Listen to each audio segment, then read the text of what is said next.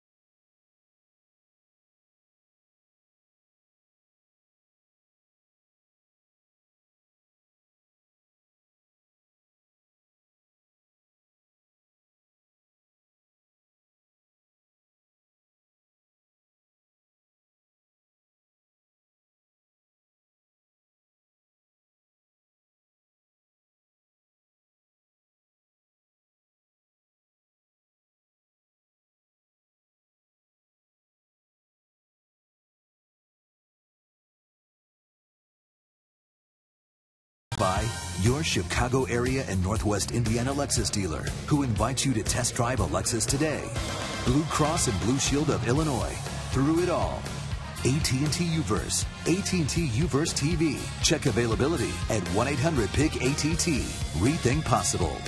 Ford. Check out America's freshest lineup at your local Ford store or at localfordstores.com. And by Southwest Airlines. Find our fares online only at southwest.com. First home game here in the month of June. And it's like a beautiful night. Maybe a slight breeze coming in off the lake. Blue skies above as the Cubs host the Mets. First of 3 consecutive night games. And then the Marlins come in Friday afternoon for the weekend. Meet the Mets, step right up and greet the Mets. Their Southwest starting lineup, Matt Den Decker is in center. Juan Lagares off to a great start, just went on the disabled list. Daniel Murphy, David Wright, they are hit collectors. You see, they're both in the 290s. It's been a rough start to Curtis Granderson's Mets career. Chris Young has been slumping. Lucas Duda's taken over a lot of the time at first after the trade of Ike Davis. Wilmer Flores coming off the best offensive game of his career last night. Travis d'Arnaud is the catcher, and the pitcher, Zach Wheeler. Kia sponsors the Cubs defense tonight. Coghlan Lake Shearholes are going to patrol the outfield here at Wrigley. Infield, Valbuena, Castro, Bonifacio, and Anthony Rizzo behind the plate. John Baker, he'll be doing more catching now with Wellington going on the DL. Our Lexus pursuing starting pitcher for the Cubs tonight. One Jake Arrieta. He's made 5 starts, 1-1 with a .320 earned run average. More ground balls so far this year for Arrieta than he has featured in the past. He's allowed just the 1 home run in 25 in the 3rd innings, making just his 2nd career appearance against the Mets. He made a start against them while with Baltimore back in June of 2012. Get the umpires for you. Tim Welke is the crew chief, and he'll work home plate. Todd Titchener, Clint Fagan, and Tim Timmons around the bases. So it's fastball, 92 to 95 for Jake. He throws a cut fastball as well in the high 80s. Curveball's probably been his best pitch. It's a real out pitch for him. He's using it more frequently. Maybe that's why more ground balls so far this year. He also has a changeup and a slider.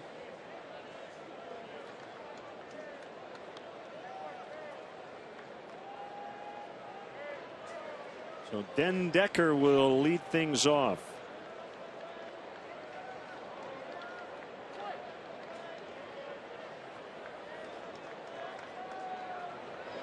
The first pitch is a called strike. Outside corner, 93 from Arrieta. These two teams, former National League East, the old division rivals, all-time series since 1962. Going back to prior to divisional play. The Cubs holding a 4-game advantage. 354 wins, 350 losses.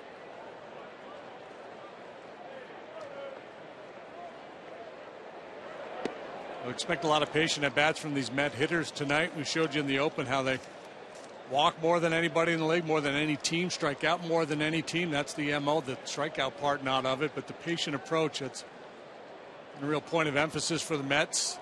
So Terry Collins, their manager, native of Midland, Michigan, where Dow Chemical was founded in 1897. Really? I did not know that. Yes. My grandfather worked for Dow. That's a base hit. Right back through the box, and Den Decker is aboard. Den Decker. Seems like he would be from Holland. He's from Florida. He's from Florida. He's got himself a leadoff single. This is exactly the approach I was talking about. Patient, patient. Wait till you get a pitch in the zone, something you feel like you can attack. That's the game plan. Of course, that's not just the Mets. That's a lot of teams are trying to do in baseball now. So they got the on-base component going so far, but they're not hitting for much average, and they don't hit for power. Now Daniel Murphy, who has always had good success in this yard, 357 with 4 homers at Wrigley and 42 at bats. And he takes a strike. Perfect weather, 72 degrees. Breeze out of the east at 8. My goodness, isn't it perfect night for ball? Somebody was asking me about perfect weather, temperature. This was an hour ago. I said 72 degrees. If it could be that every day, I'm good. Yeah. Get some rain overnight.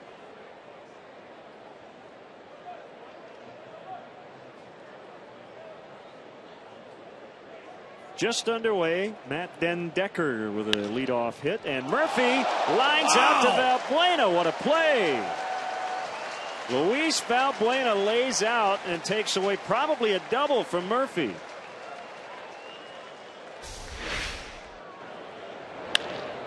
I thought it was by him. I was looking for the ball in the left field corner. What a tremendous play for Valbuena and a nice break for Arrieta. That's at least second and third, nobody out. Valbuena back in the lineup after battling some abdominal soreness, and comes up with a huge defensive play right off the bat. Now David Wright, who's leading the National League in hits with 72.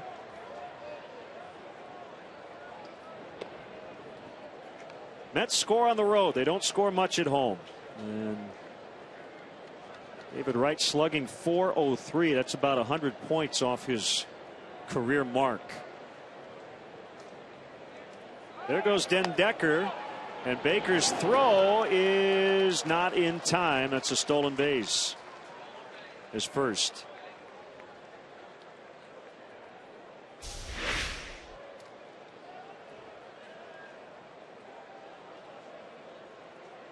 He got to the bag prior to the tag.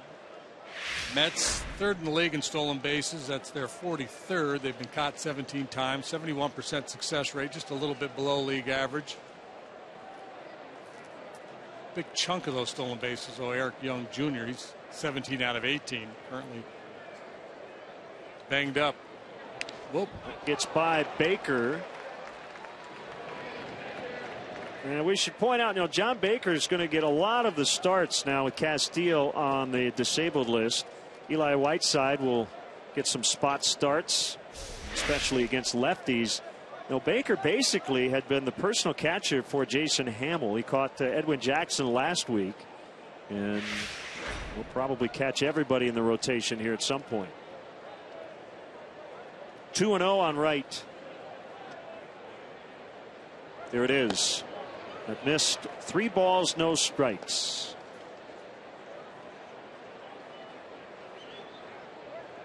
Did not want to give in to David Wright there. 2 balls, no strikes. You have to be careful, though, to not fall into a trap of being too defensive early in the ball game.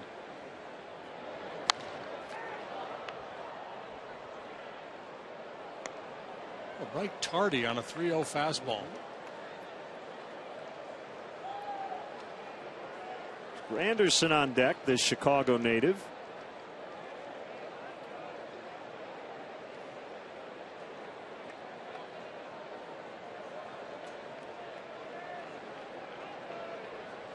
And the pitch, ball 4.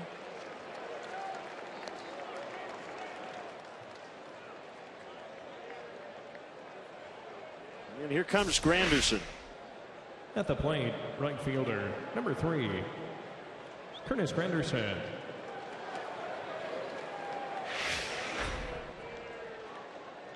So Granderson back in his hometown. His numbers have gone down pretty consistently the last several years. He had a big year in 2011 with the Yanks. He had 43 homers in 2012, but had a low batting average. Last year was kind of a lost season in his final year with the Yankees. 2 DL stints. And he got a 4-year, $60 million free agent contract to go across town. And he's still trying to get it going. And he and Arrieta matched up a lot in the American League East. Yankees and Orioles. Now Mets and Cubs in the National League. Well, those home run numbers have to go down. You make the move across town in New York from Yankee Stadium, which is such a home run friendly ballpark, especially for left-handed hitters, primarily for left-handed hitters, to Citi Field, where it's tough for anybody to hit the long ball.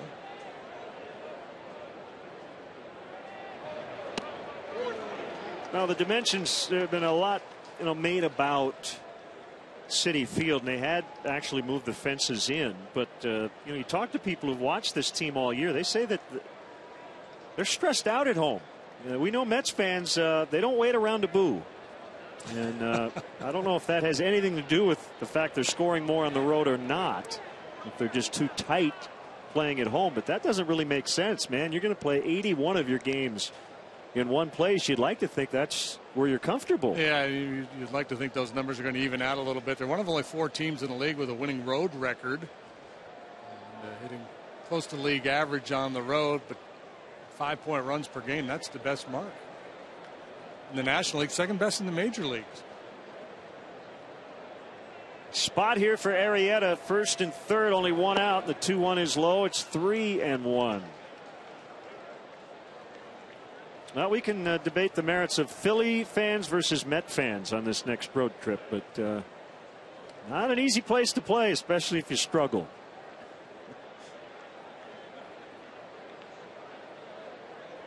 The kick and the pitch and a line shot to center. It's going to be caught by Lake. Then Decker will score. That's a sacrifice fly on a scorching line out by Curtis Granderson, and it's 1-0 Mets.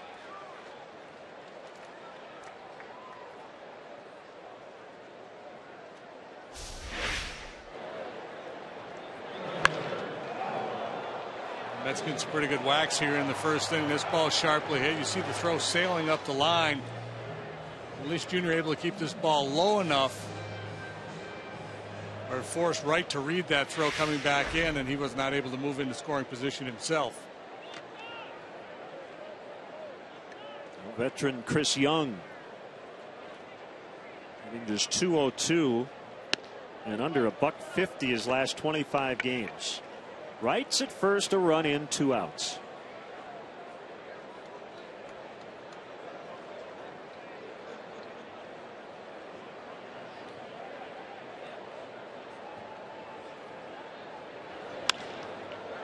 Fly ball to left.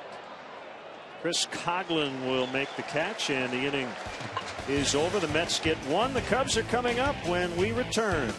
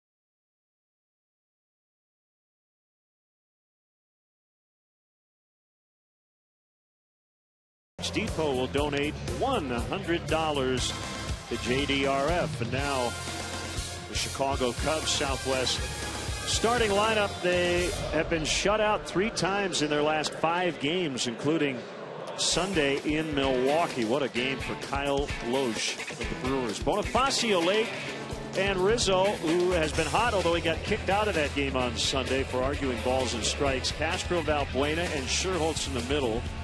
Coghlan, Baker, and Arrieta will round it out.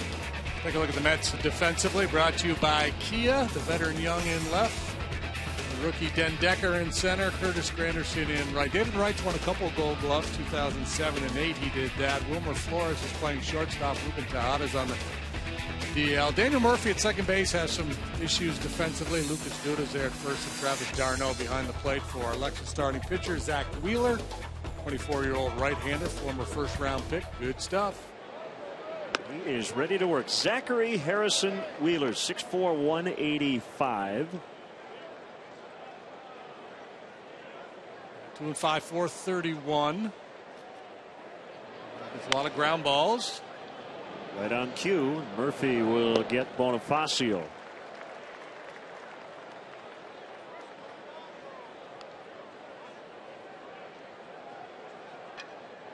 Georgia native Zach Wheeler. Giants took him in the first round of the 2009 draft, the 6th overall pick, and then dealt him to the Mets in July of 2011 for Carlos Beltran. One of those classic win now moves by the Giants. The Mets looking to the future, able to acquire a young, high ceiling right-hander. Outer third for a strike on Junior Lake. It's 3 for his last 30. Wheeler not taking much time between pitches, a little bit below the zone. 1 ball, 1 strike. First time he's ever faced the Cubs, and therefore his Wrigley Field debut.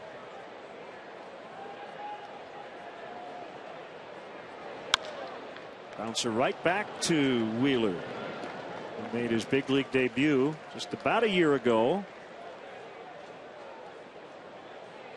2 quick outs. Boy, I'll tell you, Kyle Loesch on Sunday, 93 pitches. The Cubs had 3 hits. And as rough an outing as Jeff Samardzija had, JD, even if he had been Jeff Samardzija and given up 1 or maybe 2, it might not have mattered. Yeah, you know, and clearly I think the big lead took some of the steam out of the Cub at bats in that game. But yeah, Kyle Loesch was really, really good. Rizzo only saw part of that game. He got kicked out after getting into it with Jerry Meals. He's in his second at bat of the ball game in the 4th inning. He was more upset about the previous pitch, and that one kind of set him off. I think he was upset about some calls he felt Samardzija didn't get. And he said the magic word about probably 2 words into that conversation. The word after that's. And then the 2 words after that I can't repeat. That's not good, Jerry.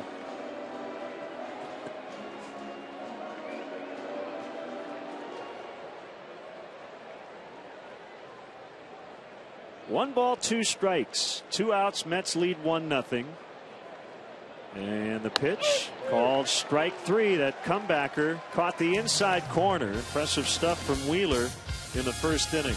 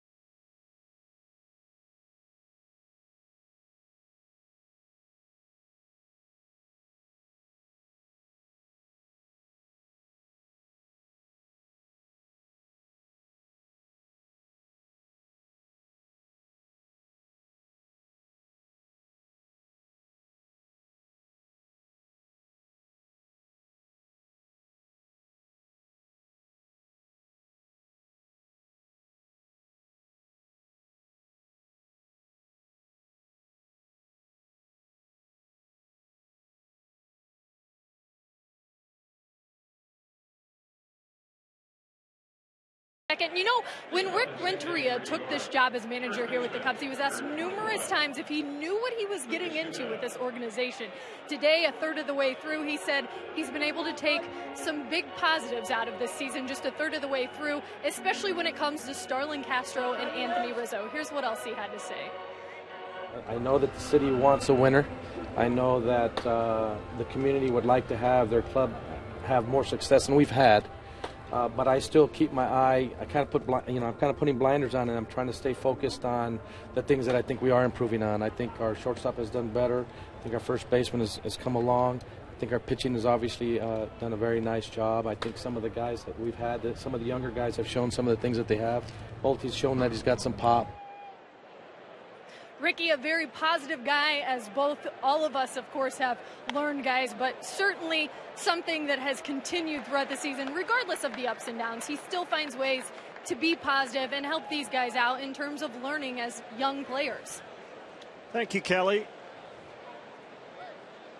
Yeah, well, that's what it's all about right now for the Cubs. It's about developing and discovering the pieces you're going to move forward with.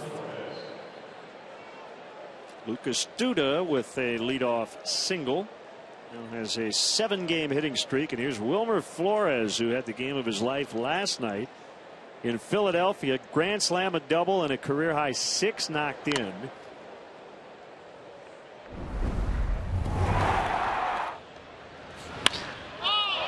Got all of it.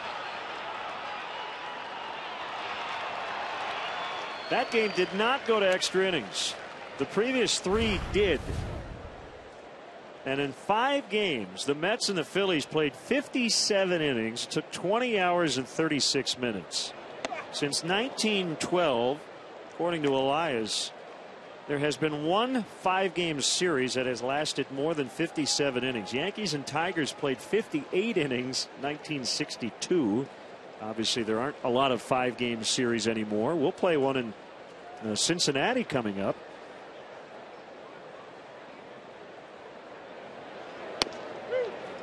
Strike called. It's 1-2.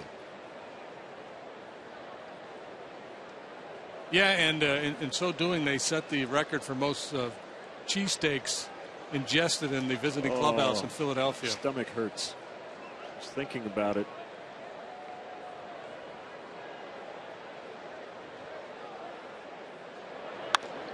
There's a bouncer toward right, and it's going to sneak past Bonifacio. Boy, it sure looked like Flores was guiding the ball that way. A little easier to do, I guess, with 2 strikes.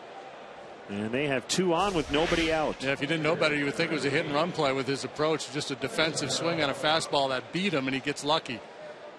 Cubs are playing for 2, so Bonifacio's pinching a little bit towards second base, and that creates a little more room to squirt that one through. The contact for the Mets much better in the first inning. But they're still looking to make some noise here after back-to-back singles in the second. And a former Cub is the Mets first base coach, Tom Goodwin. Finished his career as a Cub in 03 and 04. He stole 369 bases over 14 years in the big leagues. A strike on Travis d'Arnaud. I love that small D on the back of the jersey. d'Arnaud and Den Decker both have it.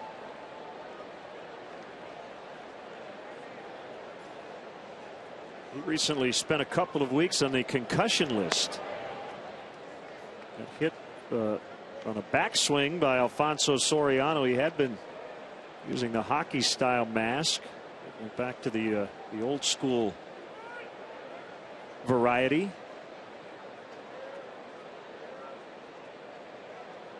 There's the 1-1 from Arrieta, and it's popped foul out of play. d'Arnaud has not done much yet, with the bat in the big leagues. Minor league numbers good both ways. A real good hitter, sterling reputation defensively. Saw it with Wellington Castillo here, and you see it with a lot of young catchers. Sometimes it takes a while for the bat to catch up at the big league level. So much responsibility for a young catcher when he first comes to the big leagues. Came over from the Blue Jays in the R.A. Dickey deal prior to 2013. As Rizzo makes the catch, that's the first out. And a big first out, because now Arrieta will deal with the pitcher and then back to the top.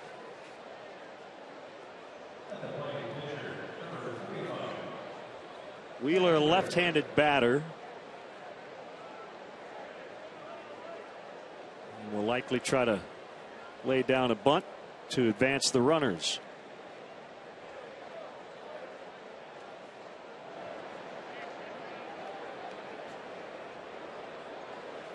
Yeah, how about this?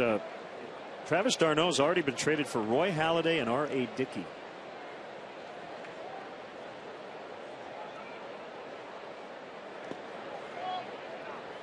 Someone should do some research and find out who's been traded for the most pitcher wins in baseball history. There's got to be somebody out there who's been traded for like 3 Hall of Fame pitchers. Maybe in the same deal. Who knows? There you go. I think research should get cracking on that. Baker setting up toward the outside. There's the bunt. Well executed. That will go 5-4 on the sacrifice.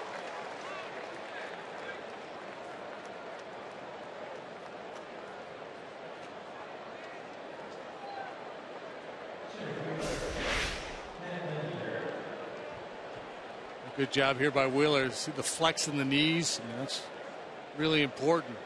Get into a good athletic position.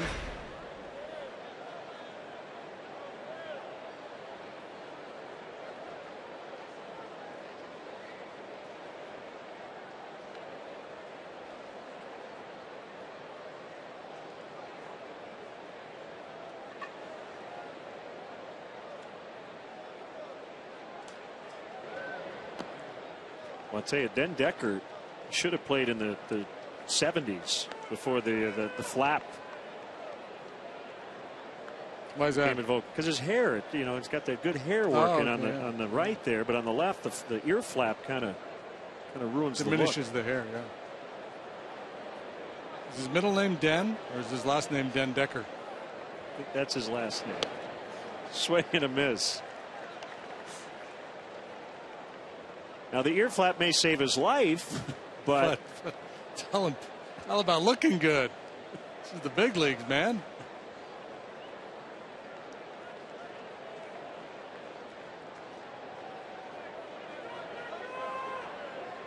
Here's the pitch, 1-1. This is the critical pitch. And it's a strike on a slider. Take a look at the batting averages. From this point forward, going 1-2 versus 2-1, it's a significant difference. They're not really focusing on that.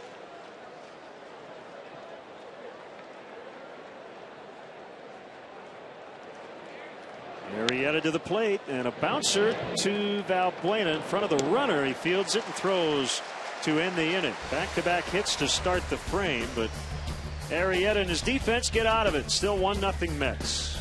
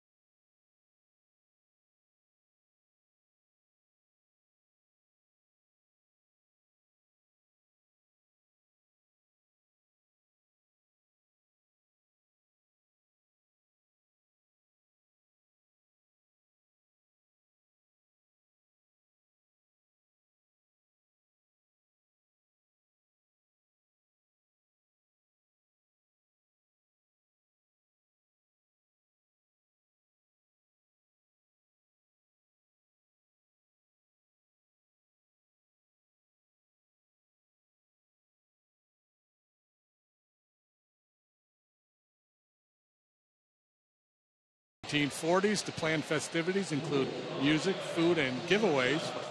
I don't need to go any further. Music, food, and giveaways doesn't get any better than that. And for more information about the year-long celebration, visit WrigleyField100.com. Tickets are available for every game this week, so visit Cubs.com to purchase your seats today. So music, food, festivities, all meant to reflect the 1940s. Looking forward to those 42 uniforms coming up on Sunday. Got some All-American Girl bobbleheads coming out. Yeah.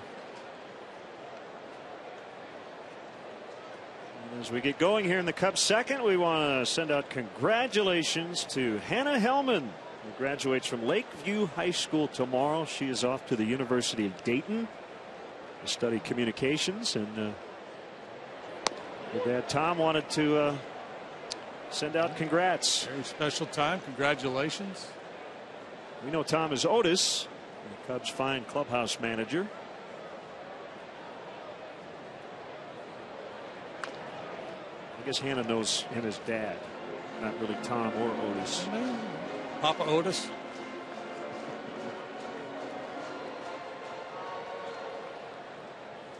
Well, Wheeler has two of the components of a great fastball. He's got plus velocity, one of the hardest throwers in the league, and really good movement on his two-seamer. Now, if he can master the command part of it, he's going to be a top of the rotation pitcher, and if he stays healthy for a long time. And it's interesting when you look at these two organizations, the Cubs with all the position players they have in their pipeline coming up through, and the Mets that have really been pitching focused with, with Harvey, this kid, Syndergaard down in the minor leagues. They've got some really high ceiling starting pitchers.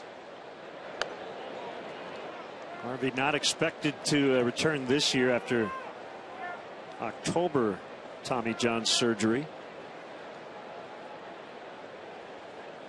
Also closer Bobby Parnell after he pitched on opening day. Swing and a miss for strike 3. He had Tommy John in April.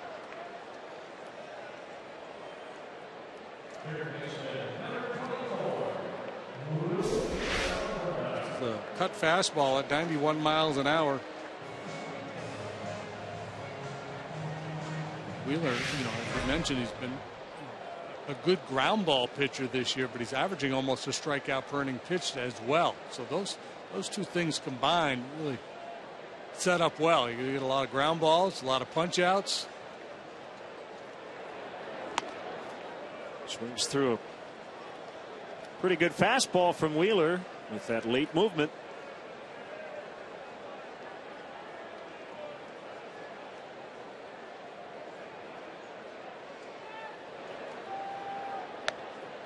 Striking out 23% of the batters he has faced. That's better than league average, which is just under 20%, but he's walked 10%, which is among the higher walk rates amongst qualifying starting pitchers.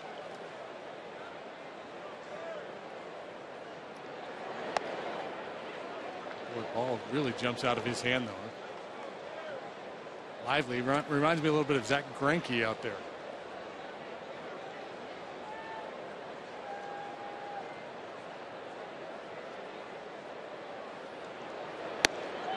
Just missed. I love your use of the word amongst. You added the ST. Mm-hmm. It's kind of like a mid or a midst. I assume they're interchangeable. I think so. I don't know if necessarily one word is better used in certain situations, but I love the extra. I might have used among consonants earlier, and I didn't want to double up on there among. That's the key. Right, well, we've got some language experts out there, so send us a tweet if you know the difference. Field day with me. 3-2 on Valbuena, and he bounces foul past Eric Hinsky at first.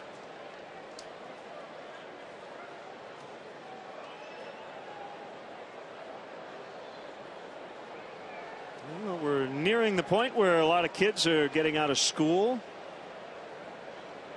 So summer is starting here in Chicago. The 3-2 pitch, Valbuena with a good at bat here. He's starting to time Wheeler a little bit.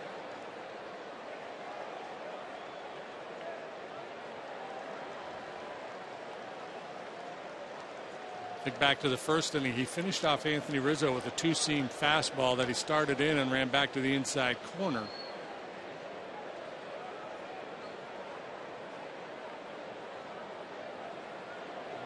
Going to try a slider. Darno initially called fastball, then changeup. Wheeler shook both those pitches off.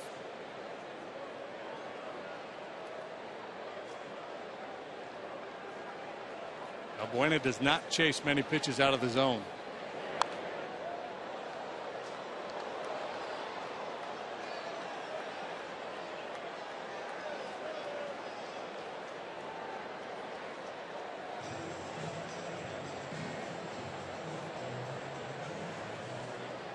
It was the first non-fastball of the at bat.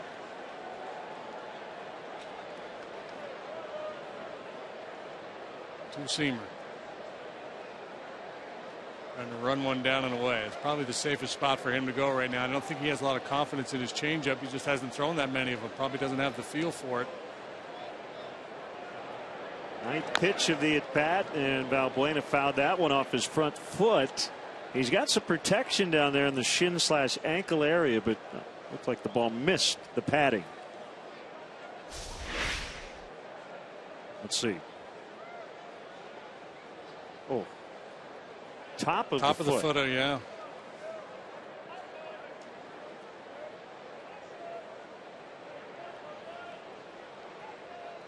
You can't pad everything because you have to be able to run.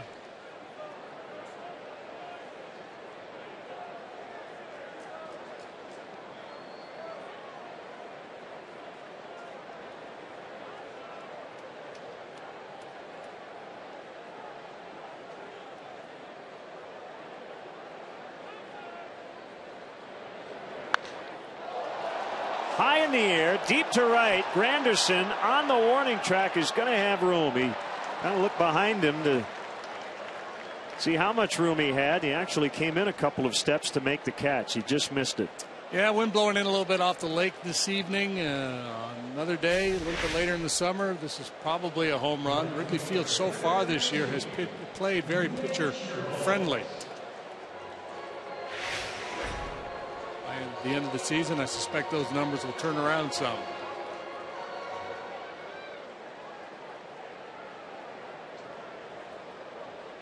There's Nate Scherholtz. 2 homers last week, first 2 of the season.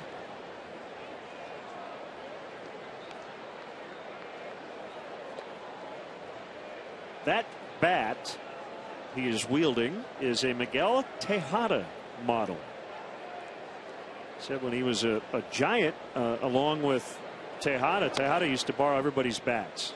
Let me swing your bat. Let me swing. He said, let me swing yours, and he liked it. When Tejada was in Houston, he used a very heavy bat. I don't know if that's what Nate's swinging these days. Hitters count here with 2 outs. Change up at 89.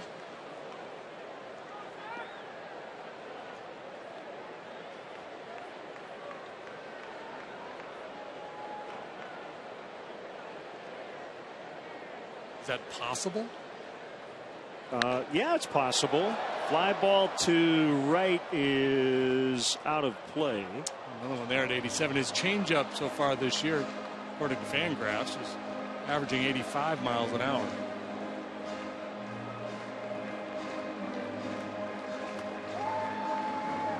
Well, the slider's got some funky movement.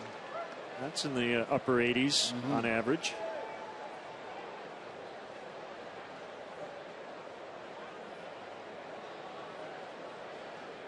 Throw as hard as he does with such good movement, you don't have to have a big separation between your fastball and changeup. Just a little bit to catch a hitter out in front. Get him out on that front foot, pop him up, and do some weak contact. That's the strategy. He has given him every sign except for that one, the curveball. And it's ripped foul. Fun to watch catchers give signs, because in that sequence Darno went fastball, sinker, slider, changeup. He kept shaking him off. Then he started over. He started with fastball, slider. So I mean, he kind of like he wants him to throw his fastball. And a base hit the other way. So the Cubs have a runner. The first hit of the night.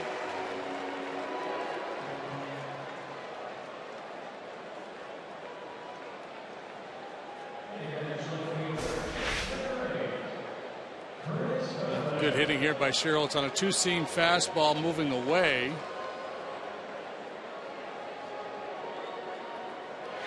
Stays right with it. Gets himself a 2-out knock. That's a safe pitch to call if you're Darno. That's a pitch the guy's not going to do a whole lot with.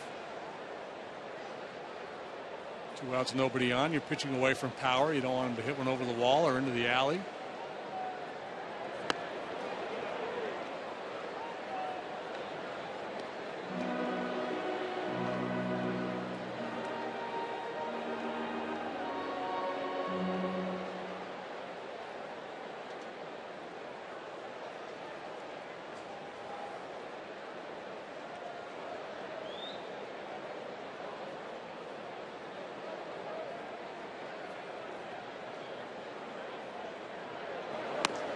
Outside on Coghlan, 1-1. Yeah, ideally, most clubs, when you have a young guy like Wheeler on the mound, you like to have a veteran behind the plate.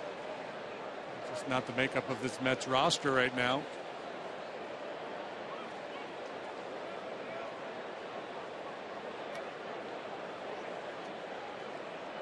Wheeler's from Dallas, Georgia.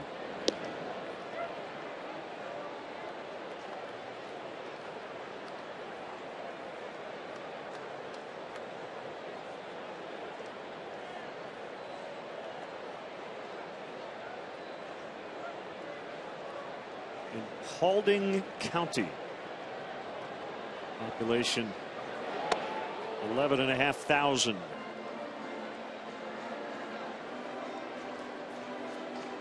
The Gatorade Georgia High School Player of the Year in both 2008 and 2009.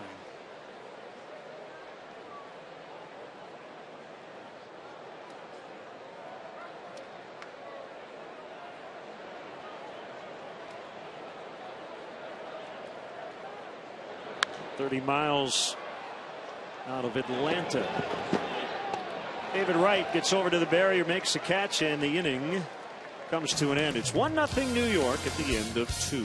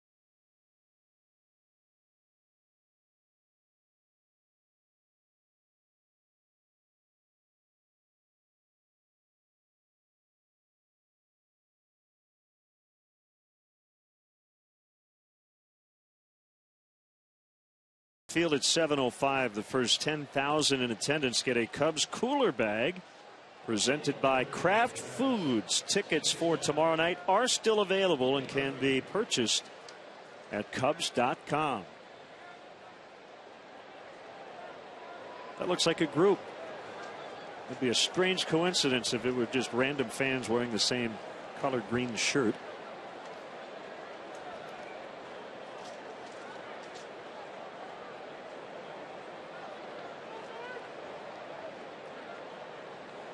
Murphy lined out to third. A terrific defensive diving play by Luis Valbuena in the first inning.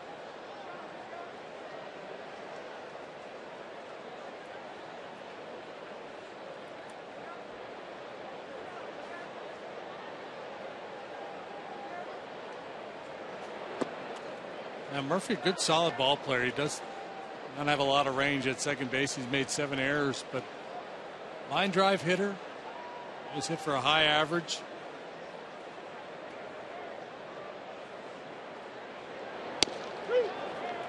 Slider strike.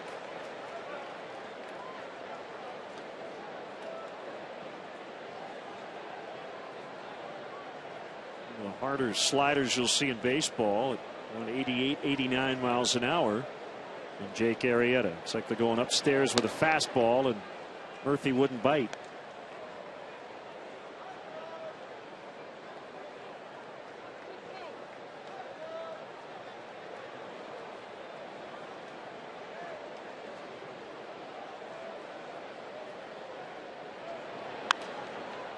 Fouled out of play. Well, we talked about the Mets. They are scoring runs on the road. They've won 6 of their last 7. They have a new hitting coach, Lamar Johnson. He was their longtime minor league hitting coordinator. He replaced Dave Hudgens, who was fired last week.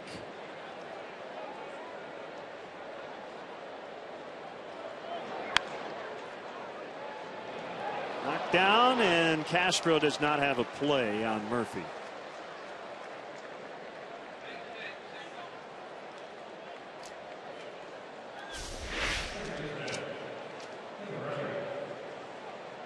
Not fielded cleanly. If he gets it clean, he's got a shot at him. It's not going to be an easy play by any means. Up into the heel of his glove.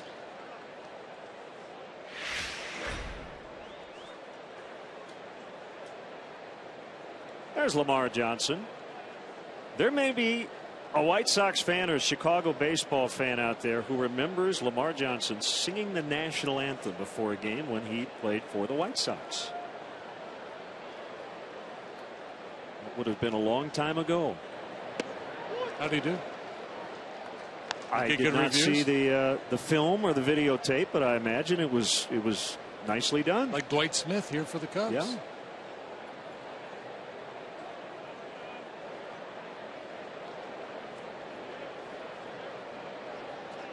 So the Mets now with a leadoff man singling off Arrieta in each of the first 3 innings.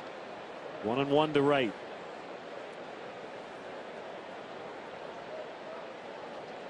Right, with good power to all fields. The power diminished obviously at Citi Field. His home run numbers have been off the last couple of seasons.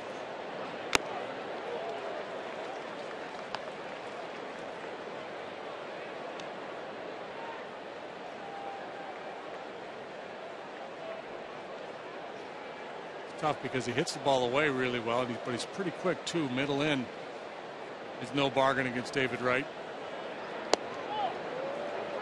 Well, he's always had a great makeup. He's the 4th team captain in Mets history. Got an 8-year extension prior to last year, so pretty decent chance he'll retire as a Met. First round pick back in 01. And while he hasn't had the team success Derek Jeter has had, I'd say he's handled his time in the Big Apple similarly. 7-time All-Star, 2-time Gold Glover.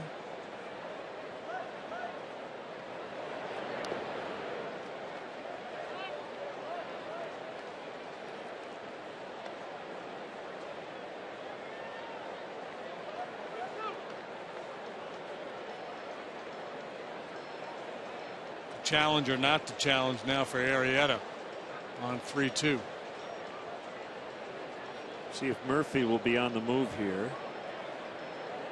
He's not running, and Wright just took his second walk. Yeah, and that's the thing about Wright. He's a patient guy, so if you feel like you're going to be able to get him to chase in that situation, not likely. Maybe in an RBI situation he might be willing to expand. The last thing he wants to do is hit a ground ball on a pitch out of the zone and clean up the inning with a double play ball. So he kind of sniffed out the approach by Arrieta there, able to take his walk and just keep the line moving. Granderson gave the Mets the lead with a sac fly in the first inning. He bats with 2 on and nobody out here in the 3rd. A swing and a miss, strike 1. Anderson went to Thornton Fractional South High School, member of the University of Illinois Chicago Athletics Hall of Fame.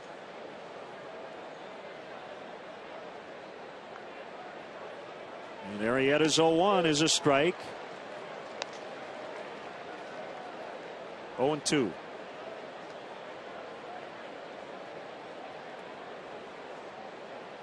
Now he's got options. Got to be thinking punch out here. Option 1 didn't get him to bite. High fastball, not a bad idea. Now he can either go back up there or try that breaking ball. Through that, the strike 2 curveball, just kind of a roller at 80 miles an hour. That's the get over curveball. The swing and miss curveball, more of a power pitch. That one.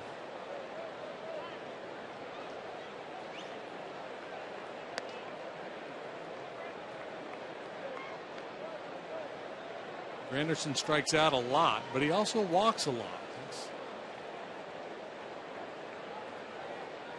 That's what Baker and Arrieta have to kind of contemplate here. Sooner or later, you might have to throw one in the strike zone. 2 strikes now, 3 straight balls. And it's a full count. I think the most important thing to know as a pitcher, and I guess to a great degree a catcher, is who walks and who doesn't walk. How likely are they to chase? And certainly when you got 0-2, it made sense to go out of the zone at least once to see if he would chase. But because he does walk a fair bit, you know, once you're 1-2, you're probably better off being a little more aggressive.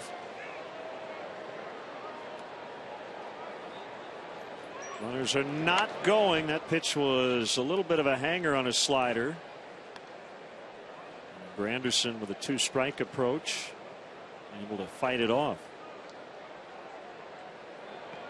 Well, there's a lot of stuff out there on the mound tonight. Arrieta and Wheeler. Wheeler has been able to command his a little better here early.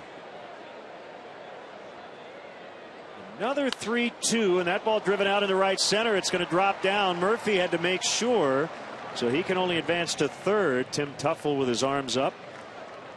And they're loaded with nobody out. Yeah, I think Jake in trouble here, just primarily because of a little bit of a defensive approach. First with Wright, walked him, and then Granderson, after getting the jump on him, let him back into the count. Maybe not trusting his stuff enough. It's, you know, it's one thing for a soft tosser whose velocity is, you know, league average or touch below to nibble, but with Arrieta's stuff, I think Chris Bosio, and maybe this is part of the message that's being delivered here, is to be, you know, be a little more aggressive when you get the jump on the hitter. Go ahead, and you got a hitter in a pitcher's count, far less likely to make solid contact. So make your pitch at 1-2, certainly 2-2, as opposed to running that count full.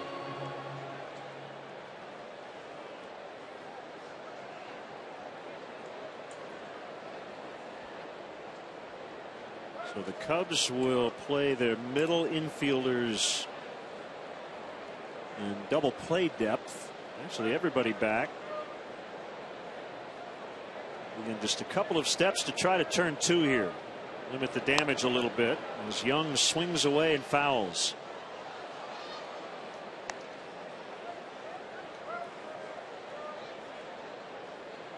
Much of an average, but 2 career grand slams for Young.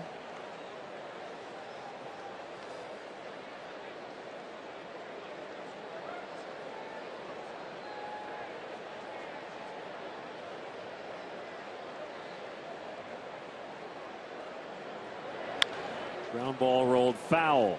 Well, it's the 3rd inning and it's only 1-0, but this certainly feels like a pretty big spot for the Cubs starter tonight.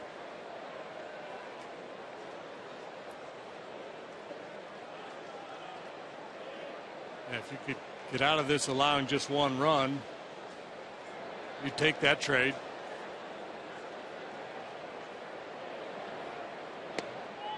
Good try.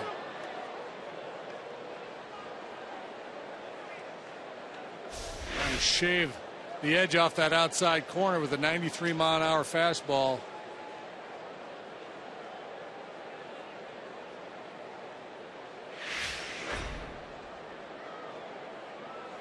The 1-2. Rizzo will fire to the plate. They get 1. He had some options there and decided to get the lead man, so they're still loaded with 1 out.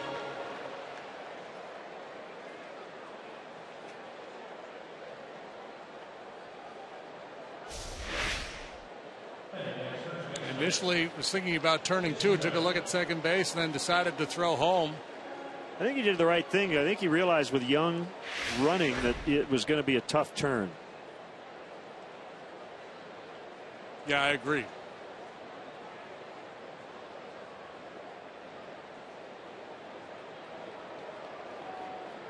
Three on for Lucas Duda. He hit a game-winning home run in the 11th inning on Sunday in Philadelphia. A 2-run shot. 3-6-1 or 3-6-3 double play. Difficult to convert when you got a guy like Young going down the line, and Anthony would have had a long way to run back to the bag after making the throw to second base.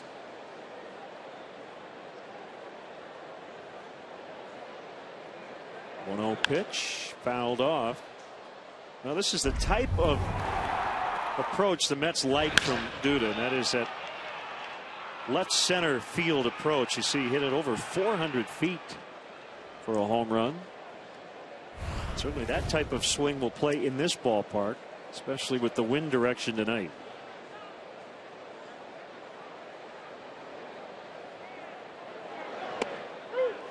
Strike called. It's 1-2.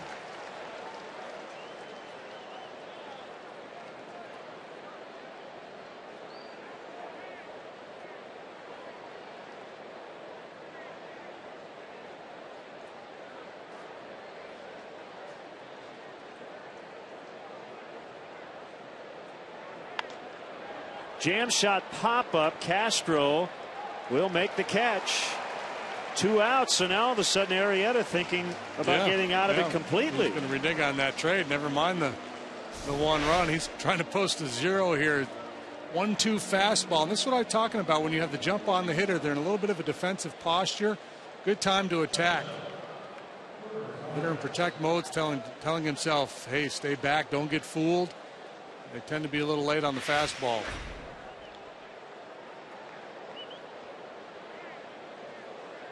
Still not out of it yet. Flores had that big night last night. It's already 1 for 1 as he guided one to right.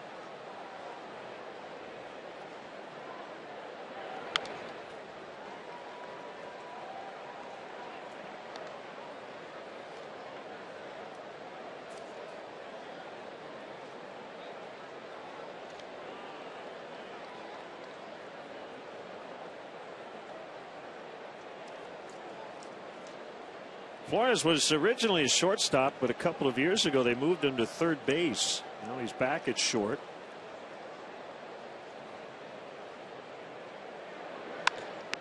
And Arrieta caught it. That's probably a 2-run single with 2 outs, but Jake Arrieta put his glove right where the ball was headed, and he gets out of it with no damage done. And it's still 1-0.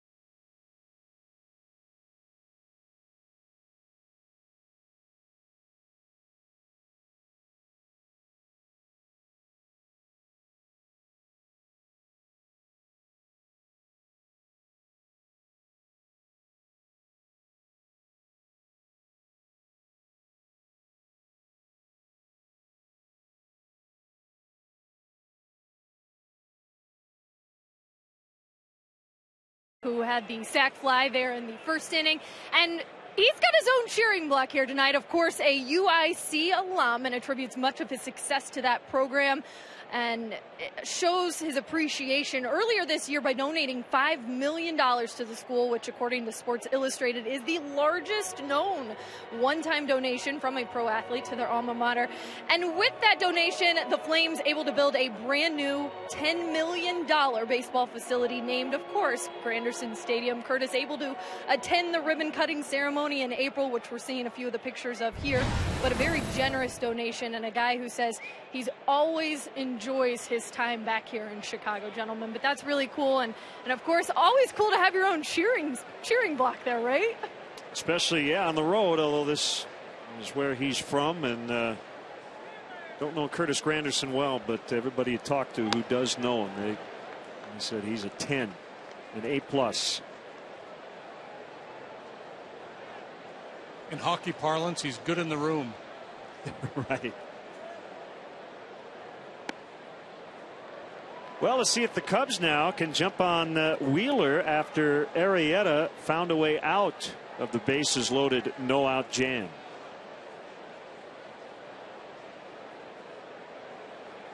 Tonight's pitching matchup, Zach Wheeler versus Harry Houdini.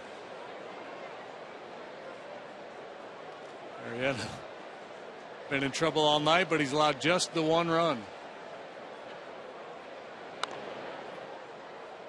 Breaking ball from Wheeler as Baker fouls it off. His backup is Eli Whiteside. Got a good look at the veteran right-handed hitting Whiteside in spring training. He's here to replace the injured Wellington Castillo. Hector Rondon off the paternity list. Jose Veras designated for assignment today. It backs up right. And he throws in plenty of time.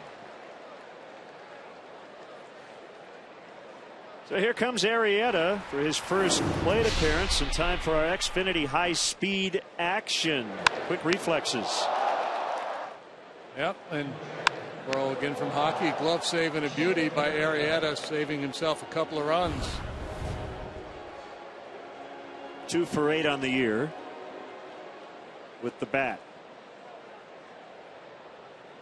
So I saw an AP note yesterday on the off day that I found interesting. I have not collected, purchased, really had any baseball cards in a long time. But did you know that Topps now has wins above replacement on the back? I did not know that. And they added it last year. They've been very progressive. Yep, producing cards since 1951, and we often talk about the numbers on the back of a baseball card, but they're now starting to blend in some of the more advanced statistics. They get rid of that bad gum. Is that still in there too? I would hope it's sugarless.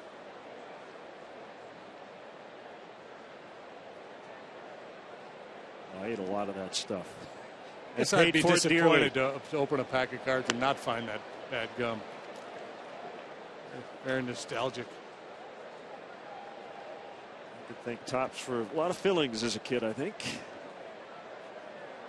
Third strikeout for Wheeler as he'll face Bonifacio with 2 outs, nobody on. The consensus, by the way, got a tweet from a teacher who's now on vacation for the summer. My mom sent me an email that among and amongst mean the same thing, so they're interchangeable.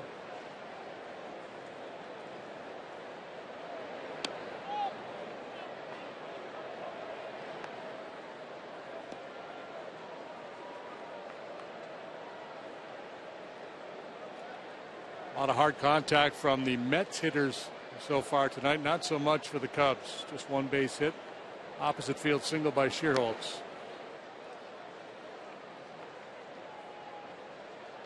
Got a tweet from Bion Thompson. Have you ever seen an intentional walk with the bases loaded to limit the damage because of who was at the plate? Yeah. I mean, Barry Bonds. Barry Bonds was walked by Buck Showalter, who had a late lead. He walked in a run.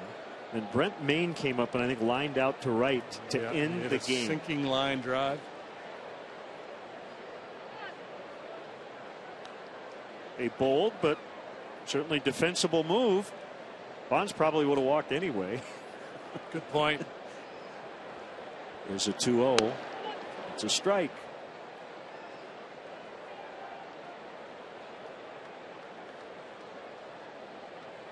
Yeah, I think now in today's game, in the non-steroid theoretically era, and no Bonds doing what he did back then, I don't know that move would be defensible, regardless of who the hitter is. Even Miguel Cabrera.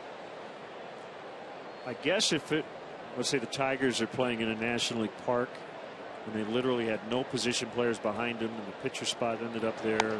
Yeah, you might do it, knowing that you have to face a pitcher versus Miguel Cabrera, but that's about it. Bonifacio with a 2-out walk. I believe in the case of the Showalter Bonds game we're talking about, I think it was like a 3-run lead, right? Maybe a 7-4 ball game or something like that. Sounds right.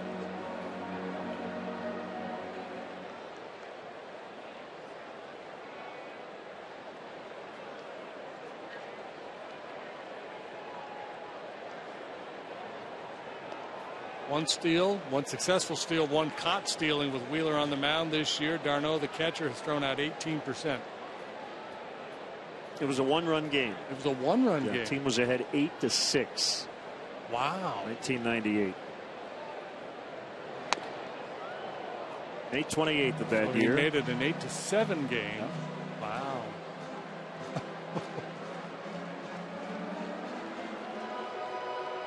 Brent Maine said, I've never seen anything like it, maybe in Little League if a guy's hitting 900.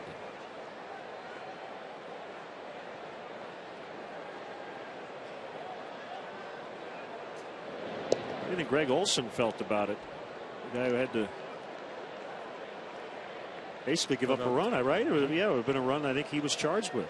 Skip, you're telling me to walk in a run.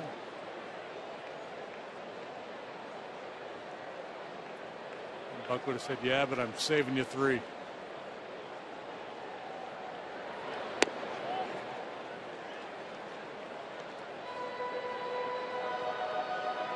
So I mentioned earlier about the critical nature of the 1-1 offering. Here are the numbers. After 1 ball to 2 strikes, Major League hitters bat 175. After 2-1, they hit 246. There goes Bonifacio. Lake drives one out in the right. Bonifacio will just keep on going with 2 outs as Granderson makes a catch and throws the ball up into his fan club. It is 1-0 New York after 3.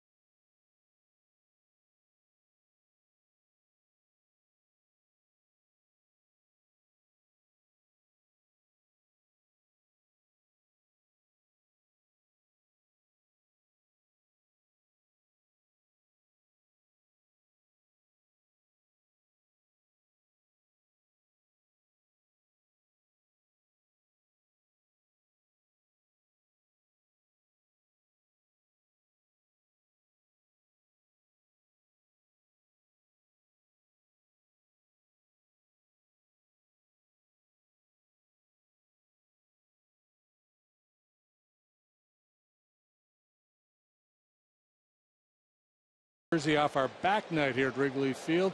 Cubs Mets play at 6:05. Autographed game-worn jerseys will be awarded to lucky fans in random seats after the ball game. That's compliments of Majestic, the official on-field uniform of Major League Baseball. Mets have had 5 more batters in the same amount of innings.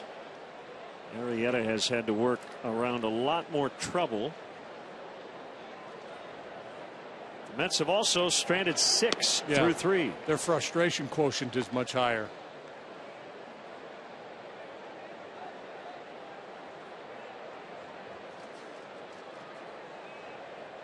D'Arnaud, Wheeler, and Dendecker. 2-1. So what? It goes from what?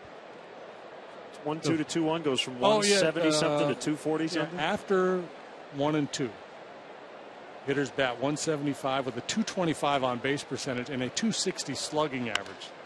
Base hit. Well, so we got it to 2-1. So basically, after 1-2, major league hitters become like pitchers for the most part with a bat in their hands. After 2-1, they bat 246 with a 383 on base percentage. That's the one that really gets your attention. That 383 on base and a 396 slugging average.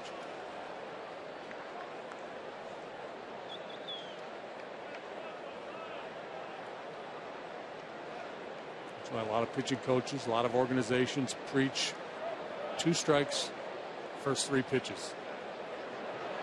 Wheeler has already laid down 1 sacrifice, make it 2. He's done a really nice job in that regard. And the Mets, who've had leadoff hits in every inning, are threatening yet again. Yeah, well, their left on base has matched the inning so far. They left 1 in the first, 2 in the second, 3 in the third, and they can't leave 4. So that trend will not continue.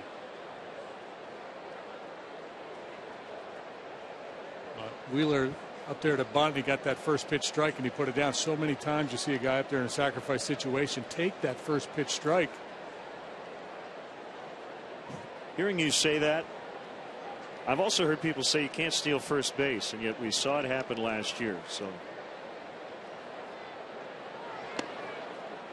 I generally agree with you that you shouldn't be able to leave 4 men on base. But you never know. But in this game, we see some funky stuff.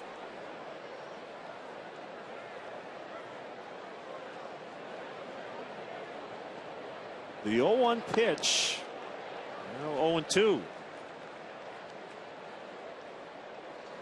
Now, one of the keys for Jake Arrieta in all of his starts is finding the feel for his curveball. If he has it early, typically he has a good night.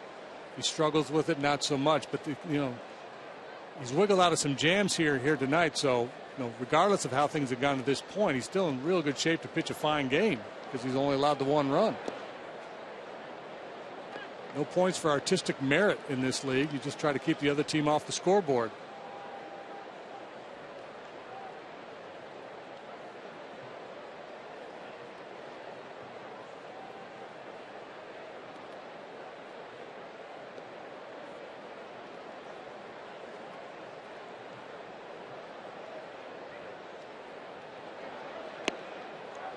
Foul tip, strike 3. His first one tonight. It is indeed. Wow. First strikeout coming here in the 4th inning. Power late breaking slider, diving down and in. Just going to change lanes right about there.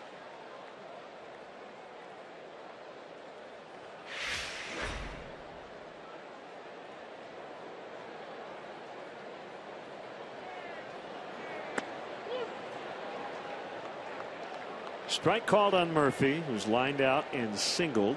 Didn't Murphy have a 2 home run game here last year? Sounds right. Or something. Maybe it was over at their place. I know he had a big home run. Yes, I think it was here. Hit the ball hard twice tonight, lined out to third. Infield single to short. Taps foul.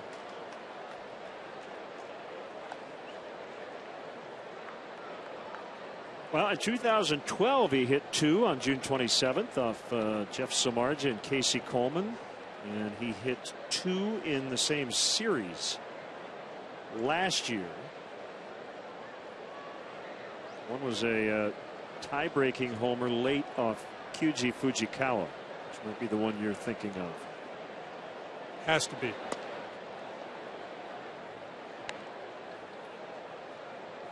What's Kyuji doing these days? Still in Arizona, rehabbing from Tommy John surgery.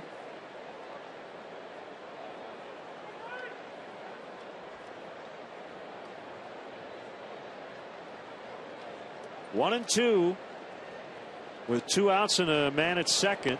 Outside, 2 balls, 2 strikes. David Wright would bat next.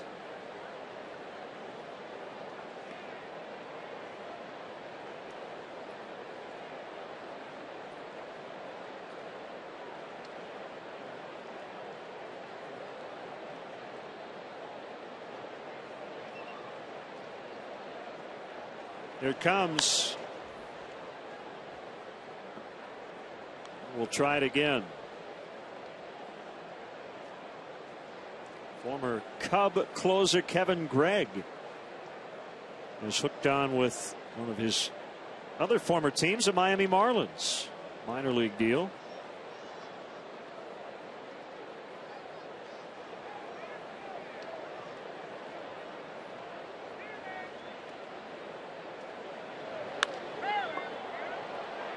Late coming on, and he'll grab it, and the inning is over. So Arrieta once again works around a leadoff single. It's still 1-0 Mets.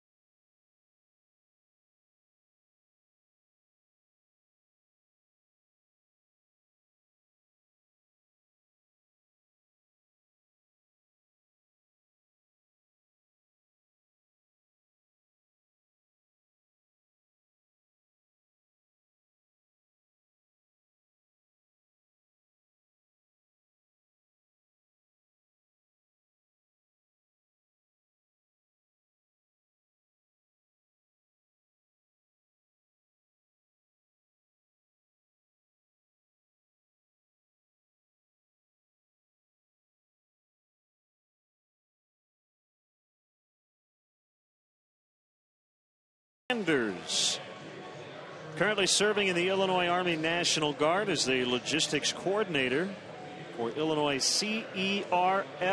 He served in Springfield and Quincy, was deployed to Afghanistan in 2012. He returned, I should say, in November of 2012, and got a great hand here. And it's time for you to tweet your photo using hashtag NorthsideFanPhoto for a chance to have it appear later on in our broadcast, brought to you by AT&T.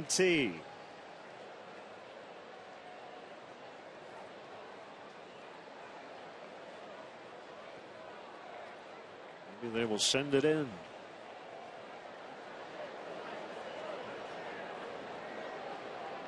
Phil Rafter. Send it in, Jerome. I was thinking the same thing after I said it. Got a nice note from Lynn Bramer, our good friend from XRT. Wanted to know how the pitch count stats affect statistical freaks like Ted Williams. Lynn, I don't think I have count breakdowns for Teddy Ballgame on Baseball Reference. They've got his batting average at different spots in the lineup and number of outs in the inning and what have you. But how about this? Here's what I do have for you. Runners in scoring position, 331. Nobody on base, 332. Man at first, 357. Man at second, 323. Man at third, 355. First and second, 326. First and third, 362. In every base runner situation, Ted Williams hit over 300. That's drilled foul. Well, here's a great example of the count, the 2-1 swing that Rizzo had right there. He's out in front of it, but you don't get that defensive swing when you're ahead in the count. Yeah, Teddy Ballgame, it didn't matter. Day, night, clutch left, stats. 2 outs, runners in scoring position, late and close tie game within 1 run, all over 300. Rizzo late that time on a heater. Like he thought, well, you know, in the back of his mind, he was remembering the fastball that he got beat on for called strike 3 last time up. That was a great pitch by the Mets. Good call, good execution. See that front hip? He's looking for that fastball in that he took for strike 3 last time. He was not going to get beat by that pitch again. He made up his mind, but he became vulnerable to the outside fastball.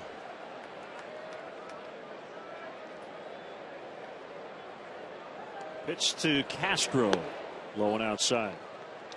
So let's see if we can help Lynn out a little bit. Let's take Miguel Cabrera, maybe. Okay. Just, since we can't use Ted Williams, we'll look for a really good hitter in the modern game. Miguel Cabrera, when he falls behind in the count 1 and 2, is a 229 hitter with a 255 on base. So that from that point forward in the at bat, that's what he does. After 2 balls 1 strike, he's a 310 hitter with a 408 on base, a 452 slugging.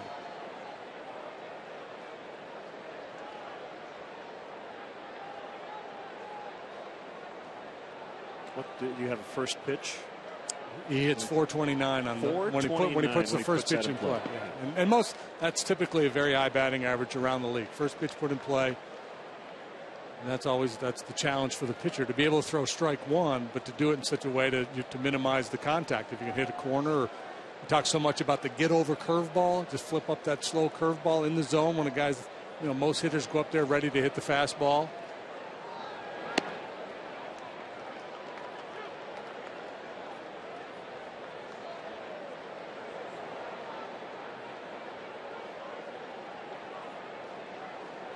Full count on Castro. Valbuena on deck. Cubs shut out on Sunday, still looking for their first run tonight. And a fly ball to right will be gobbled up by Granderson for the out. Yeah, this game, picking on the field so many of the Cub games lately, we're not able to do a whole lot against starting pitchers. Lincecum had that no-hitter going through 5 innings. Kyle Loesch, brilliant on Sunday. Just a lot of games lately where the Cubs have been able to do very little in the early innings. The good news is that Arrieta's been able to tiptoe around all this traffic and allow just the 1 run. Cubs' last 6 games have been decided by at least 4 runs apiece. There hasn't been a lot of drama lately.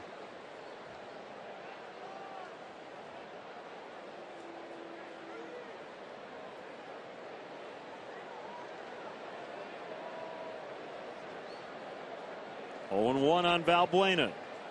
Line to the warning track and right to end a deep at bat his last time up. Now 0 and 2. James Long tweets us, I wonder if Teddy Baseball would have hit that high of an average with defensive shifts. Well, remember the Ted Williams shift. He shifted. So yeah. He had to deal with that.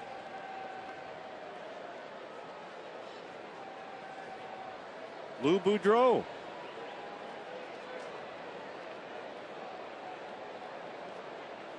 CBS Sports article about the Ted Williams shift. July 14th, 1946. Basically the entire Indians team was on the right side of the field, and Ted Williams went 4 for 3 with 3 home runs and 8 RBIs. You want to shift? I'm just going to hit the ball out of the ballpark. Shift into the bleachers.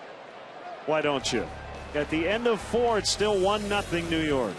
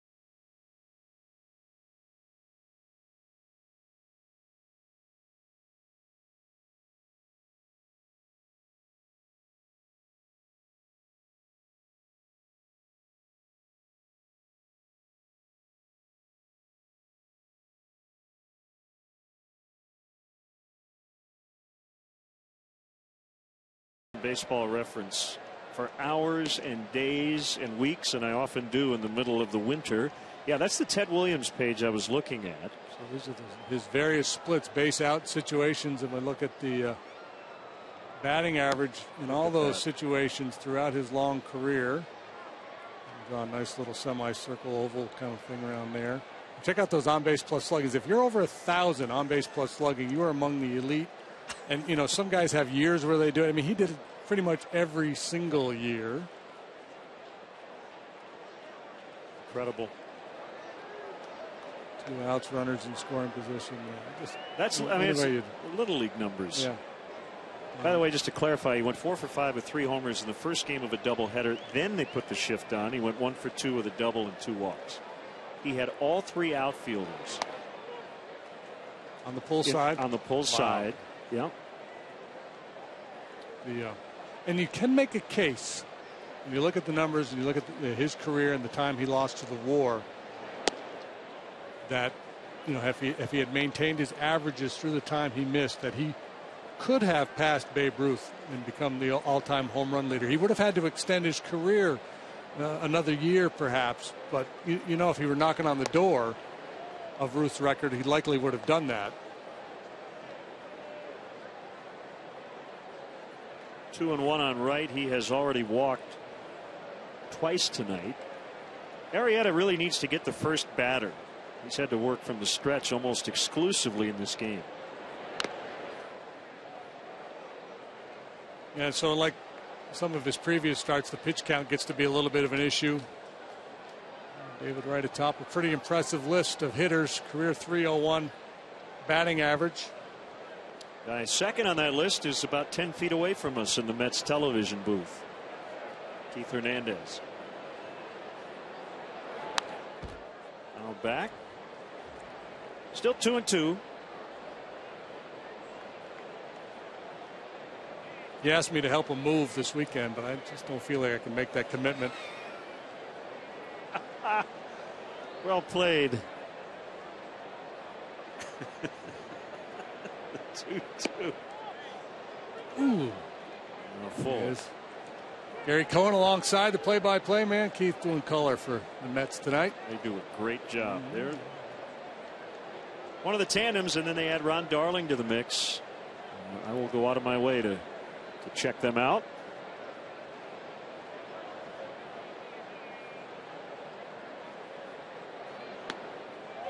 Got him on the comebacker for strike 3.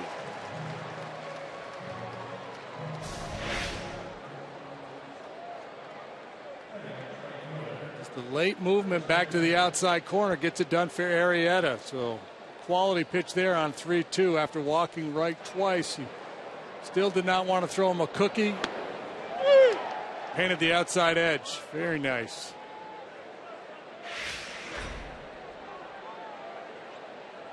Roll of the eyes from the Met captain, but it was a good pitch.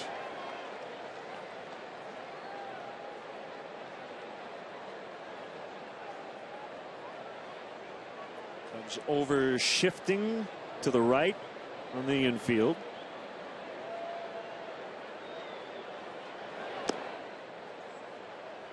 So Castro is kind of playing the hybrid shortstop third baseman position in on the grass.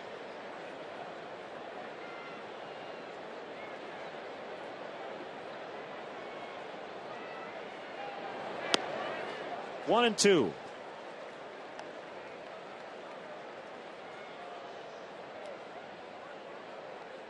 So there's Castro there. Get fancy on you. Their second sacker, Bonifacio. Here's Valbuena.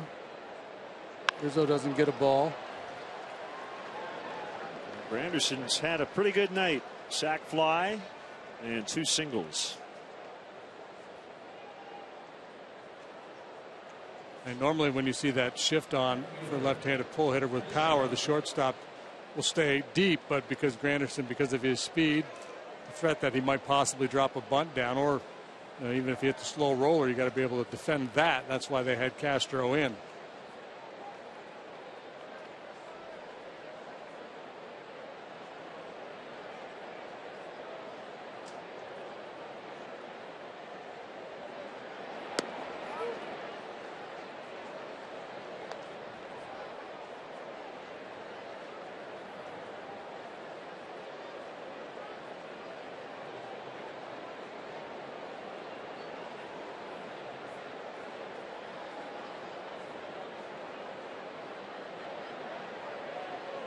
Long pause by Arrieta. Now he fires over to first.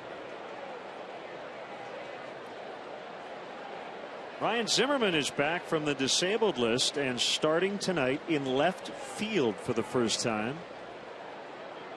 Third baseman by trade. Stop living in the past. Oh, sorry.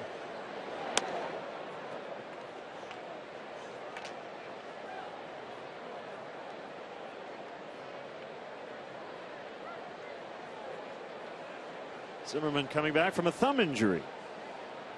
Well, yeah, he's had physical problems throwing. He's had the shoulder issues, but he's also had he's kind of got the yips over there at third base. A lot of throwing errors the last 2 or 3 years for Zimmerman. But obviously, a guy in the prime of his career, a very dangerous bat. If he can make the transition to left field, it will really help the club. It will help him. They got the kid Rendon there playing third base. He's got some pretty significant upside. And kudos to Zimmerman for, I'll go down and play a few games on my rehab in left field and see how it goes and take a shot at it. Runner goes. Granderson got a pretty good jump, fouled back by Young. Was a shortstop when he first signed. And athletic enough here. It should not be a problem at all to make the move to left field. Well, on the defensive spectrum, left field, first base. Well, I think first base has maybe some more difficulties than some people think. It's a pretty important position, but normally on the defensive spectrum, you start at one certain position, you normally go in one direction, and certainly from third, you go to left. You normally wouldn't see a guy go from left to third. Then there's Craig Biggio, who just did whatever he wanted. Yeah.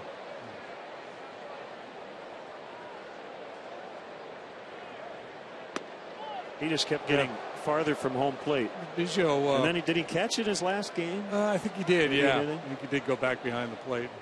There was one year where they used him out in center field. That's how good an athlete he was. That's something you don't often see a guy who came up as a catcher be able to go out and play center field for you.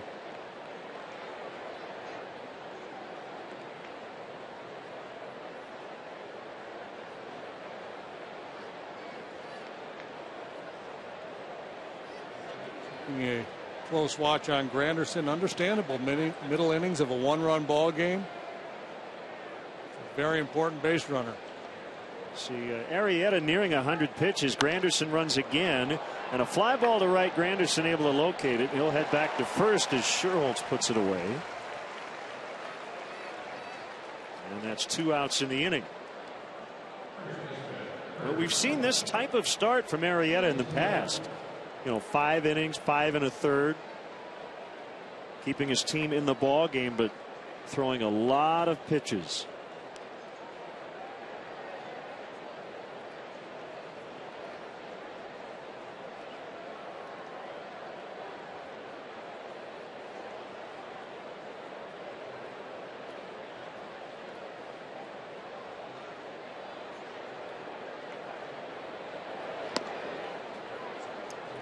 Final in already. The Marlins beat the Rays 1-0. Wow, Tampa Bay lost again. Alvarez beat Archer. Third shutout of the year for Alvarez, Henderson Alvarez. A game that took 2 hours and 10 minutes. Tampa Bay has the worst record in the American League. But they're 8th in a row. Sounds right. 23 and 36.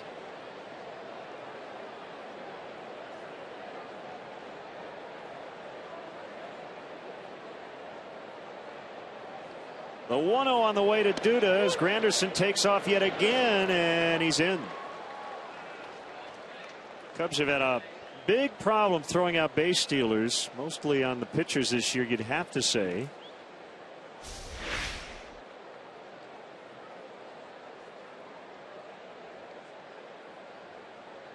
Good throw by Baker, but it's not in time.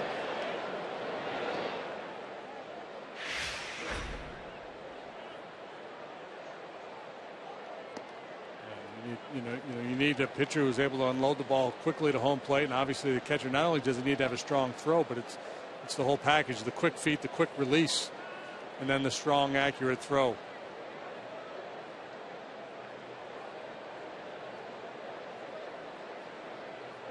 Baker's now 0 for 13. Wellington Castillo's 4 out of 35. And throwing out base stealers. This will be the 100th pitch for Arrieta, and it's a strike. It's 2-2.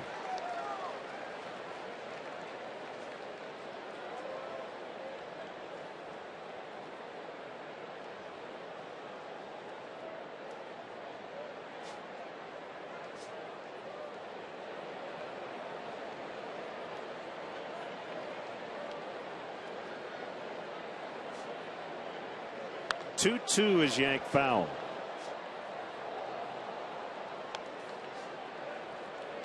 That's 1 out of 10 with runners in scoring position. Again, they've had all the chances.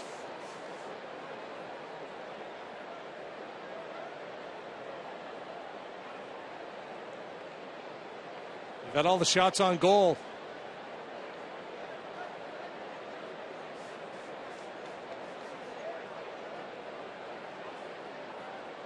Another 2-2 and another foul. Gonna have to move on from this hockey thing. Very disappointing here the last couple days with the Hawks losing, and then follow that up with yesterday. Julia lost on Jeopardy. She did. Yeah, local gal. She'd won like 20 straight times.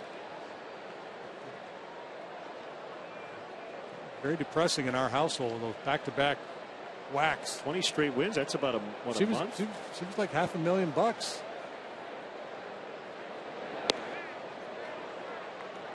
It's full 3-2. Some of the people traveling with the Mets were hoping Blackhawks would have beaten the Kings because they wanted to maybe sneak over to the United Center after our game tomorrow night to see the Rangers and the Blackhawks. So Granderson bottom right with 2 outs, and Duda fouls yet again. Yeah, that would have been fun, right? The whole New York Chicago thing. We would have got the pizza wars going. Get the mayors firing on each other.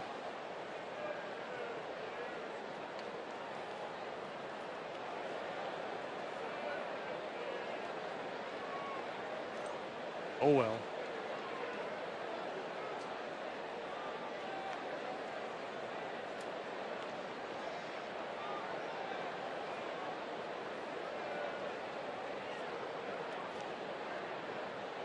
Deep breath by Jake, and another 3-2, and he walked him.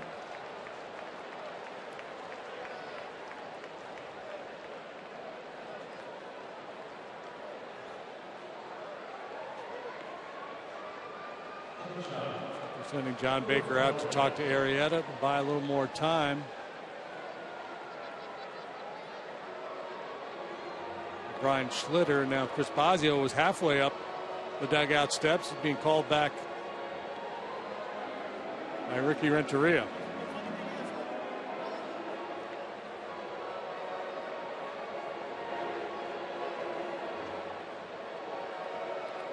Let's see Ray McEntee at the ballpark tonight. He's over from Dublin, Ireland, celebrating his 30th birthday here at Wrigley Field.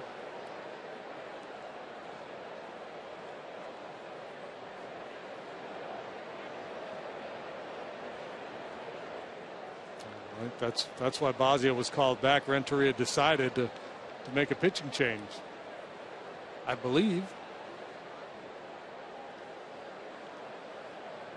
Also could be a little pep talk. Say, look, this is it. It's going to be your last batter. Get him. Get out of this inning. Give me everything you got.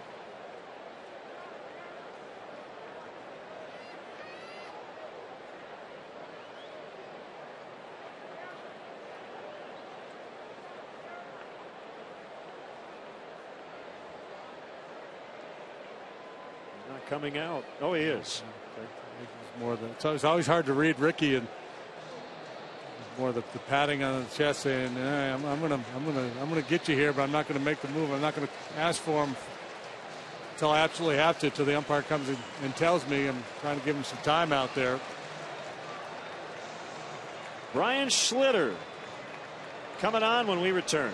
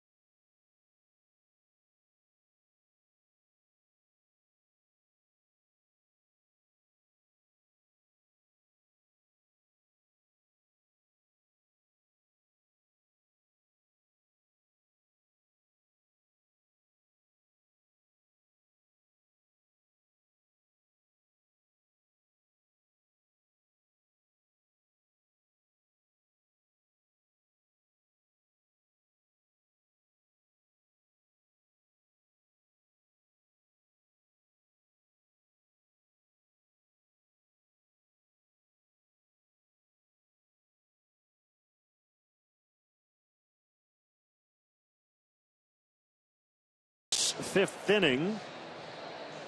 2 on with 2 down. He'll face Wilmer Flores as shortstop. And you get the sense that Brian Schlitter is kind of moving up the ladder a little bit in terms of the manager's confidence in the different guys out there in that bullpen, and the numbers support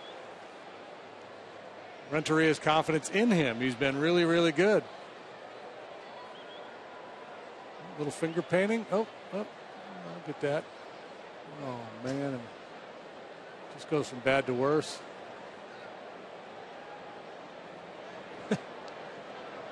He's a strike thrower, sinker slider.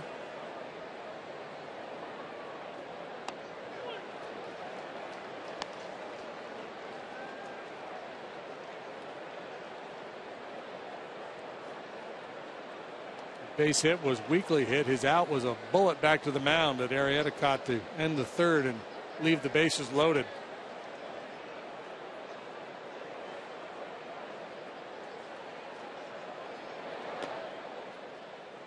Candid stab there by the catcher Baker. 1 ball, 1 strike. 105 pitches for Arrieta. 7 hits, 3 walks. Faced 24 batters in under 5 innings. That's a lot of traffic. But only trailing right now 1-0. The kick and the pitch, it's low. And a slider. Yeah, he was McGruber tonight. Out of trouble.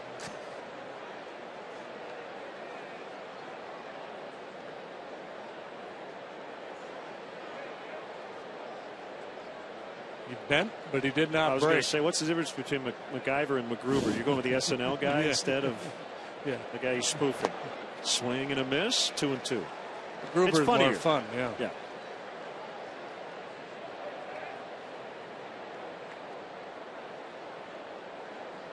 Those things usually didn't end well for McGruber, did they?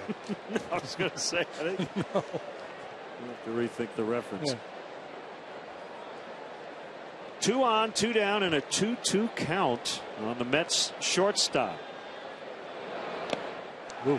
And a swing and a miss as Baker will fire to Rizzo, and Schlitter helps Arrieta get out of the inning. The Mets have stranded runners in every inning. They lead 1-0 in the 5th.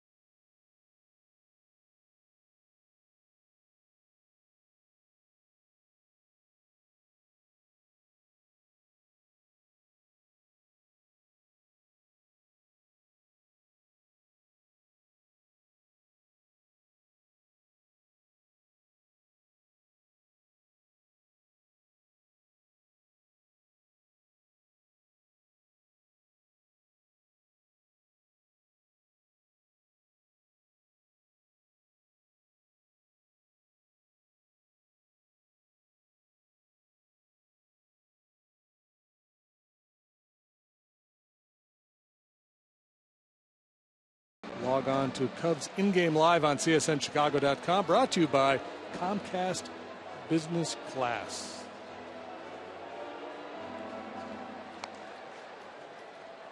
Zach Wheeler carrying a 1-0 lead. Yeah, he's bottom of the fifth. I imagine most Cub fans aren't going to vote for Zach Wheeler, but he's been the man of the match so far. One scratch single allowed. He spent a lot more time sitting in the Mets dugout than he has on the mound.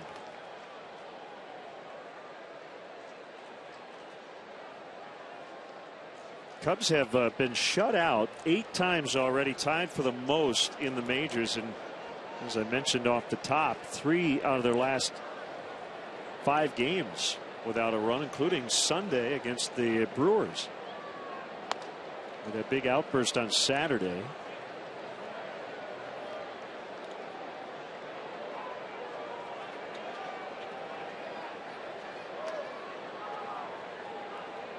A 1-0 to Sherholtz. Now 2 balls, no strikes.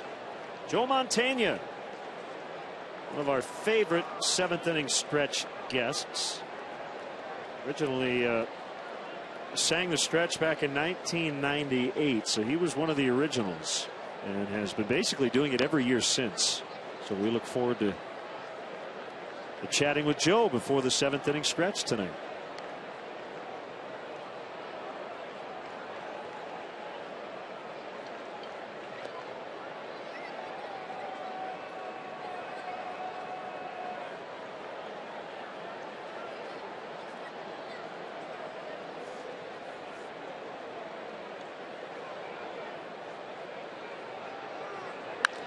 Sharply hit on the ground past Murphy. Cubs have 2 hits. They've both come from Nate Sherholtz.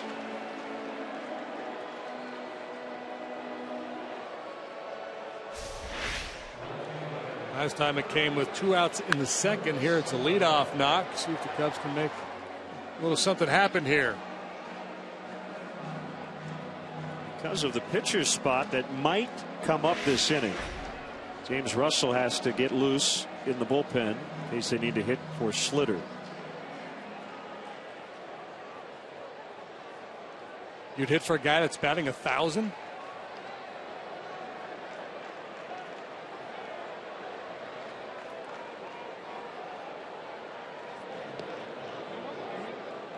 Yeah, I probably would. I gotta be would honest. too, yeah. He got his first big league knock the other day in Milwaukee. Rare at bat.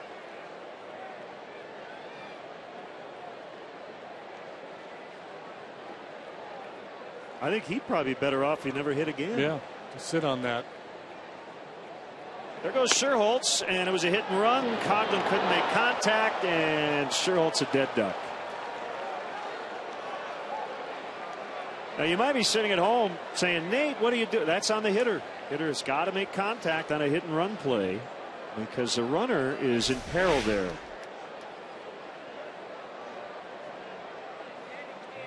Nate breaking it down as he sees no contact.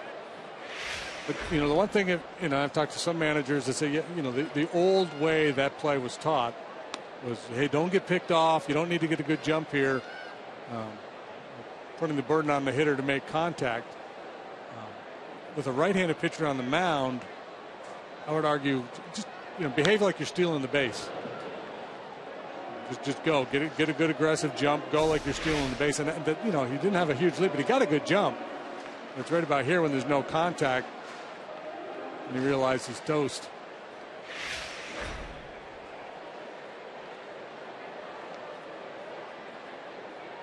So I'm not sure why he slowed down. I mean, you could just go ahead and run through the.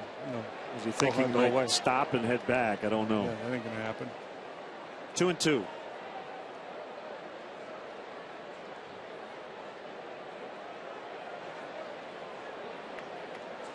Wheeler from the first base side of the rubber, and Coghlan able to just get a piece of it.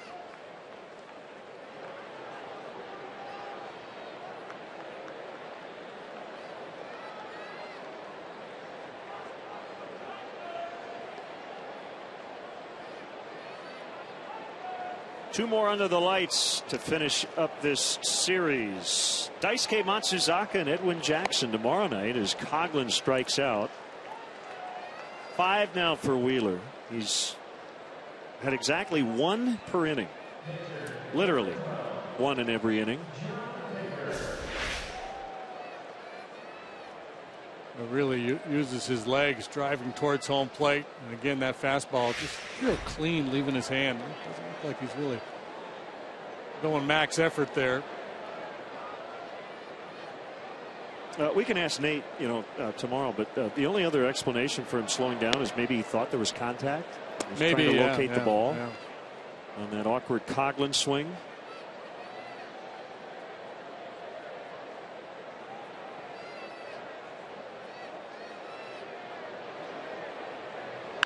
Ground ball back to the mound, handled by Wheeler. And the inning is over. There's 2 hits tonight for the home team. Not much in terms of threats.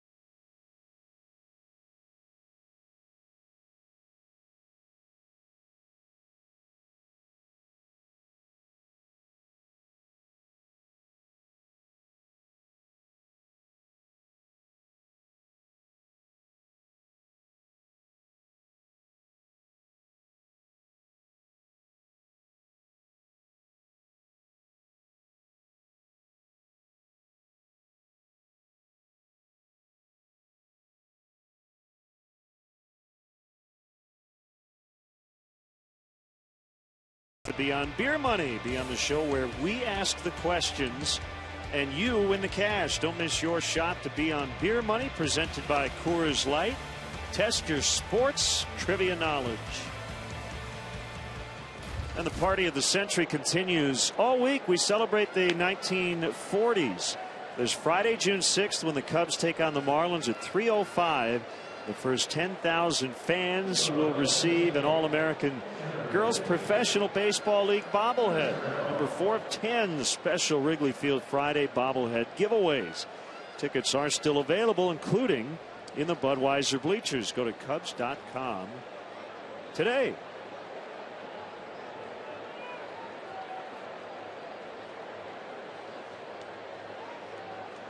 Schlitter stays in as the pitcher spot did not come up.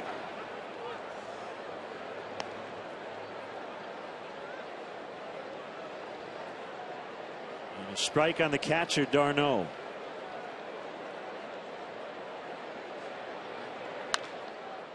On 2 bounces, Rizzo backed up, which can always be a little dangerous, but he wanted to get a truer hop, and he flips to Schlitter in time.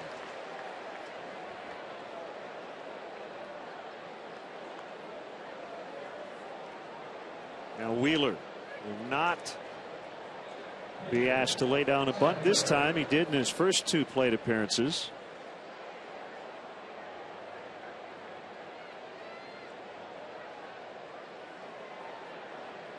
Chris Bryant has hit another home run. You can't stop him. You can only hope to contain him. 19 homers on the year in Tennessee. Beat Birmingham.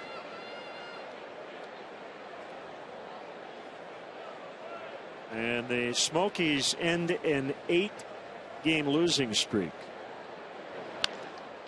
A roller to the shortstop Castro. He'll fire to first, 2 outs.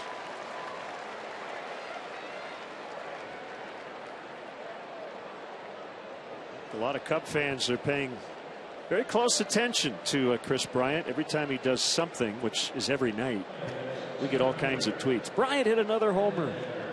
The Bryant watch is on.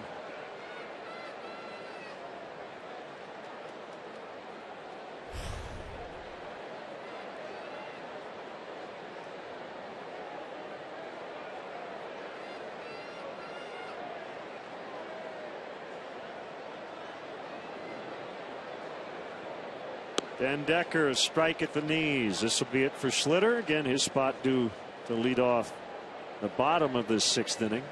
He struck out Flores to get out of the 5th.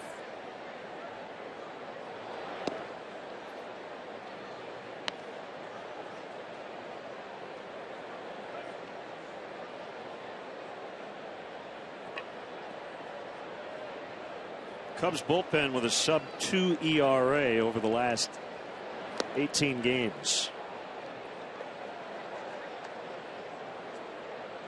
Both these bullpens have been performing well of late.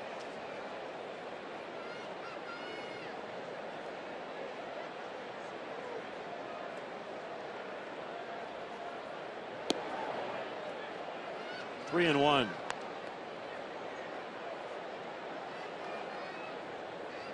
The Mets have had 5 base runners in 3 different innings, 6 in the 3rd. And a catch by Castro as they go 1, 2, 3 for the first time. Nice leaping grab by Castro. Both guys over there on the left side have made terrific defensive plays tonight, and it's still 1-0.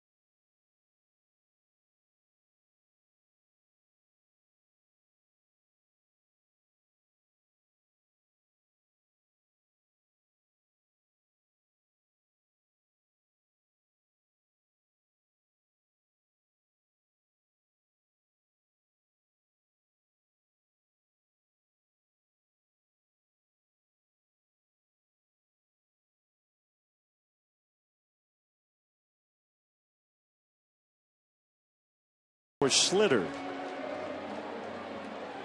This is about as one-sided a one-run ball game as you can find with the way Wheeler has shut down the Cub hitters, and then what the Met hitters have done in terms of all the traffic and at least 3 or 4 rockets for outs.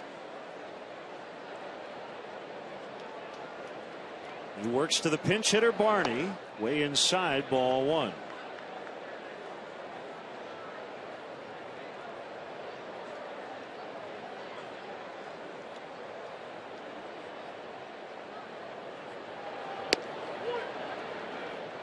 1-1. Be followed by Bonifacio and Lake. The Cubs have had more than 3 batters in an inning once. That was the second, when 4 men came to the plate. Then the minimum every other inning. I said the Mets have had a lot more opportunities.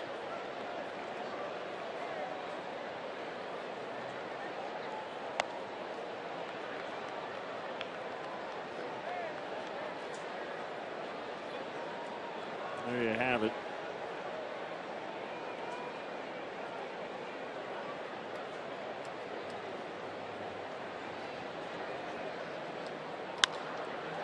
Yeah, that left on base stat, would I call it irrelevant? It can be very misleading. Yeah. I mean, you could score 12 runs in a ball game and leave 13 guys on base. Usually means you've got a lot of opportunities. Tonight, it has meant the Mets have not converted it on a lot of chances.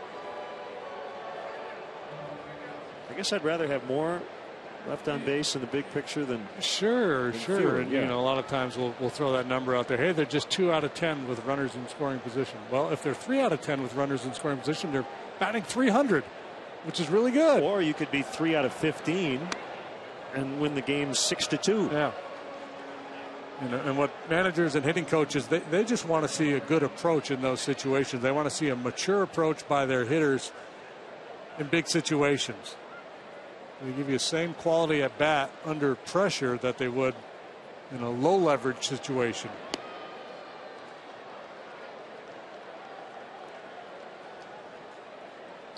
You know, the psychology in the 2 dugouts tonight would be interesting too, because the Cubs have to be feeling pretty good about the way things have gone with all the base runners they've allowed to be just down 1. Now they got to figure out a way to get to Wheeler here.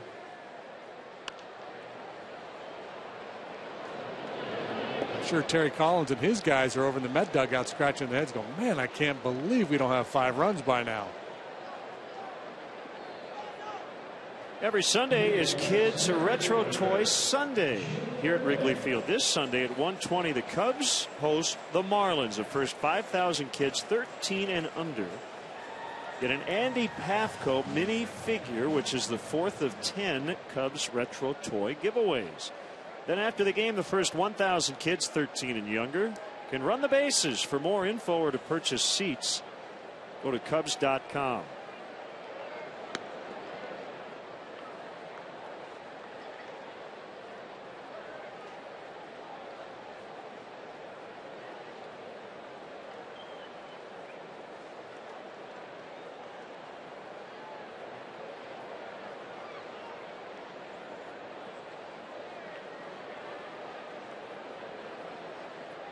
The 1-0 to Junior Lake, bounced foul. 34,697 on a beautiful night here at the ballpark.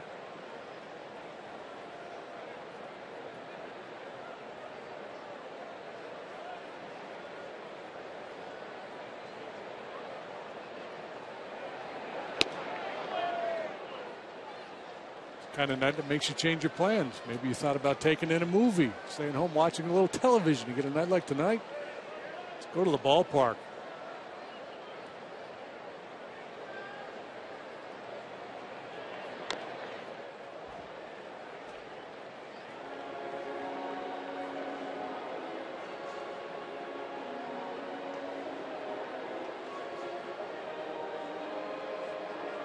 Nationals shut out the Phillies tonight 7-0. Jordan Zimmerman got the win. And Ryan Zimmerman's return from the DL. Wheeler is wheeling and dealing tonight. He has 6 strikeouts and hasn't given up a run through 6.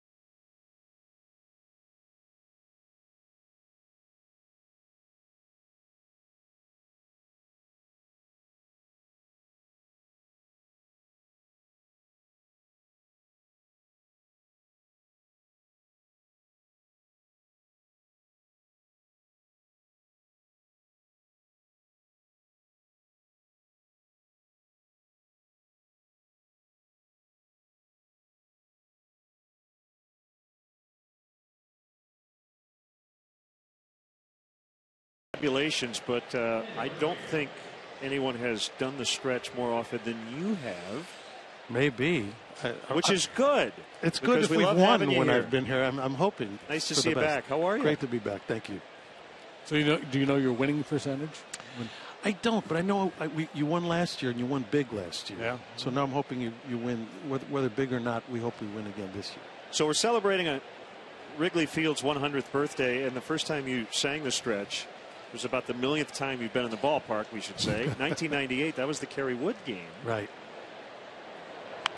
And you threw out the ceremonial first pitch, and you got an autograph from Woody? Yes, I did. He got an autograph. He dated it, and then, of course, when did he sign it? Did he sign it after the game? He signed it after the game. Okay. Yeah. So after he strikes out 20, he signed your ball. Yeah, because I thought to myself, this is important. I better get on this. Prior to that, it was like, well, okay, it's another day at the ballpark, but wow, it was really something. It was Daniel Murphy. James Russell now pitching. And a foul back. So let's go back to your early days. You've talked about, okay, if you're a North Sider, you're a Cub fan. South Sider, you're a White Sox fan. But that's you at 9 years old. That's, yeah. There I am. West Side, it was usually what your parents. It was jump ball. Yeah. Exactly. I remember my dear friend Ernie Majerus lived next door, and he was a huge White Sox fan. And that was just the way it was. If you grew up in the West Side, you went the way your either mom or dad or whoever it was.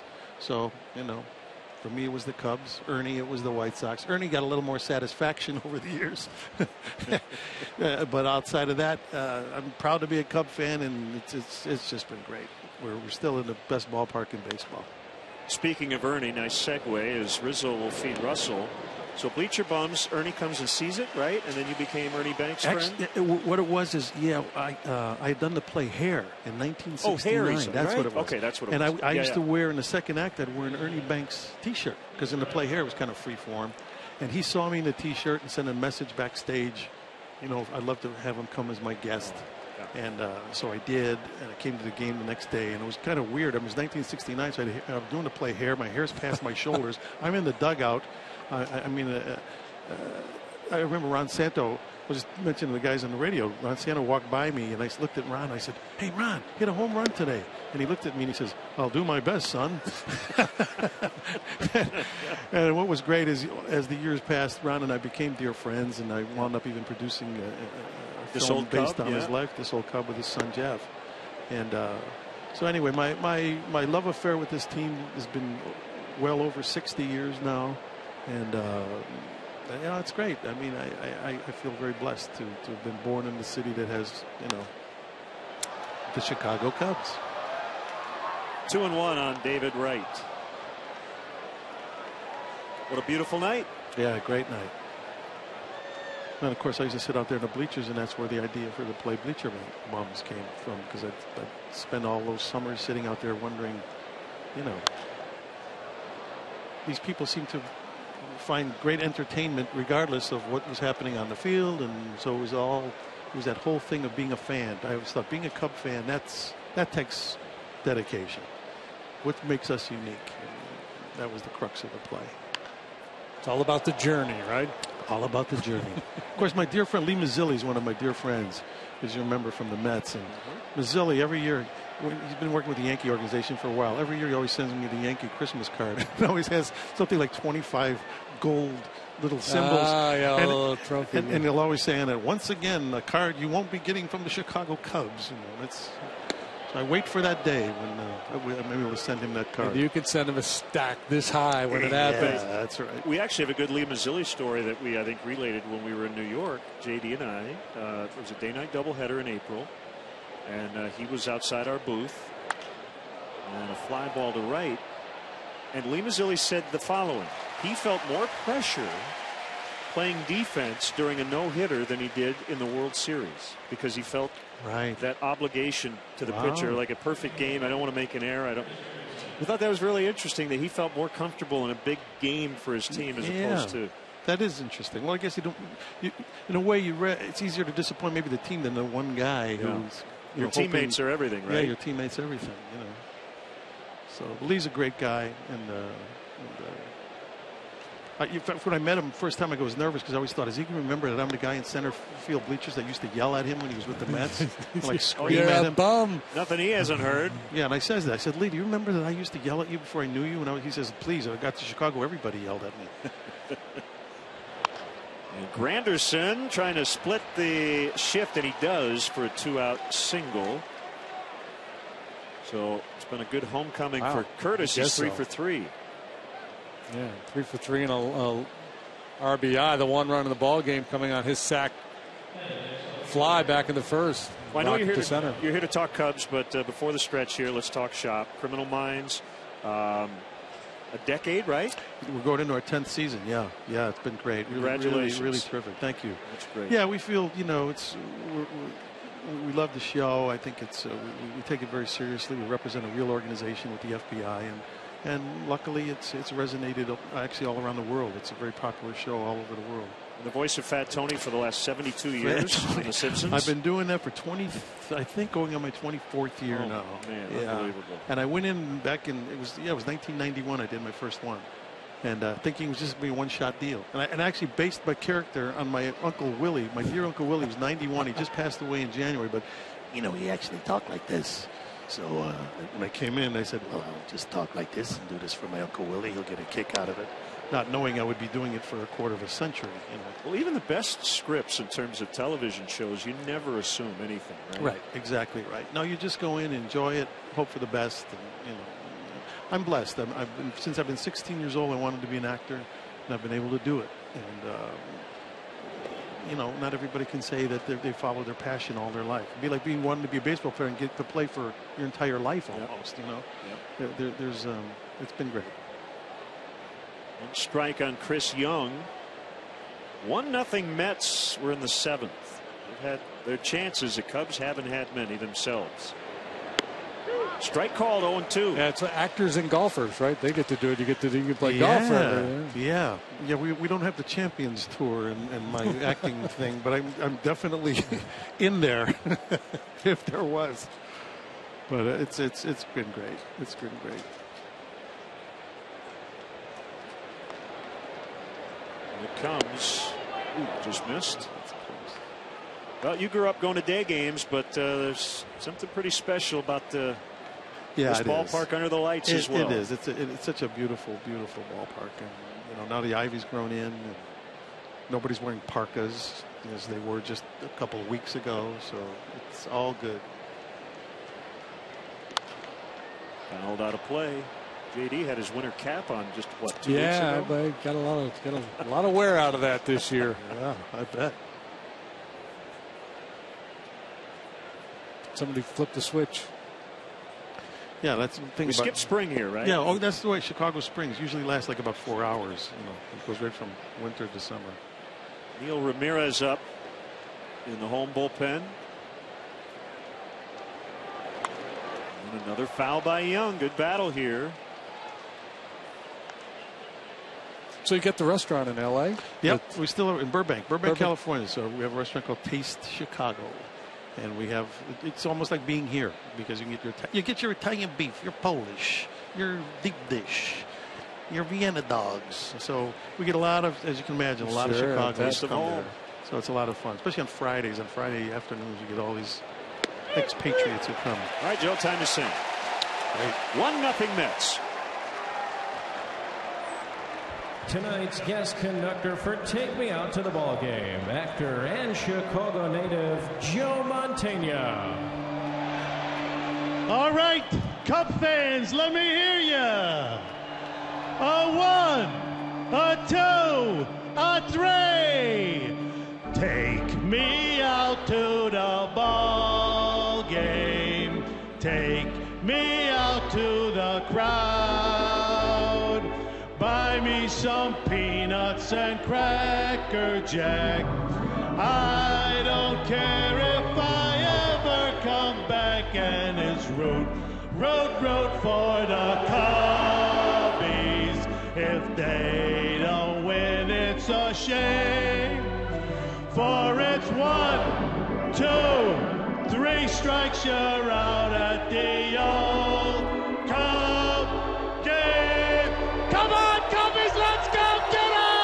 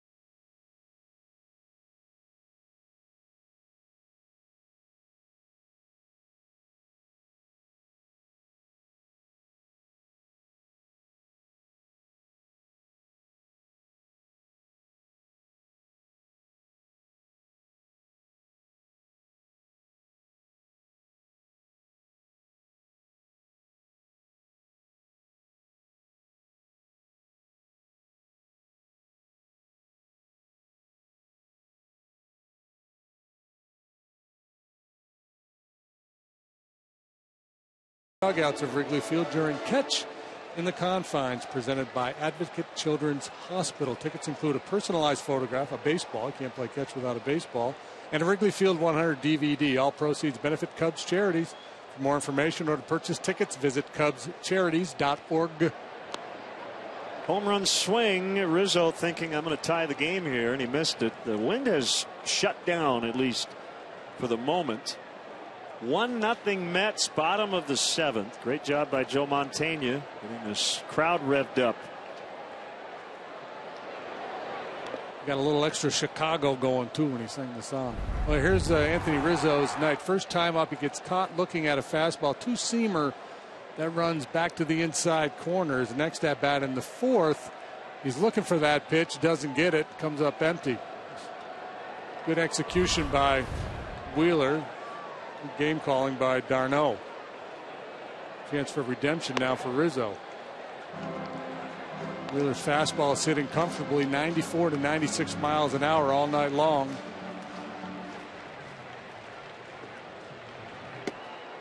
Jeuris Familia is the right-hander out there. Josh Edgin, the lefty. 3-1. Haven't had a lot of those counts tonight.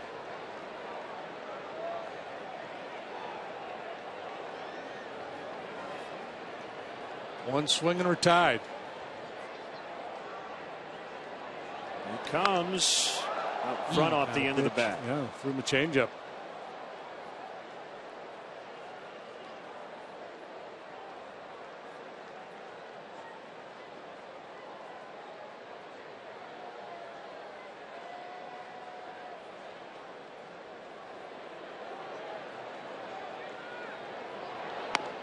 Swing and a miss, strike 3.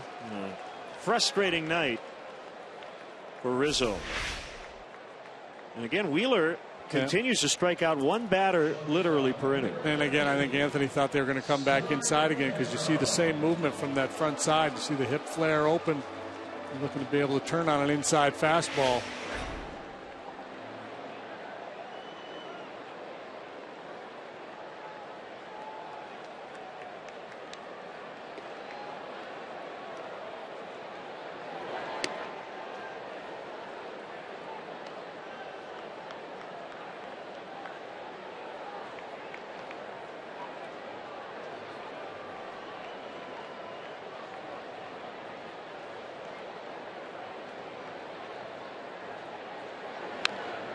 Bounced foul.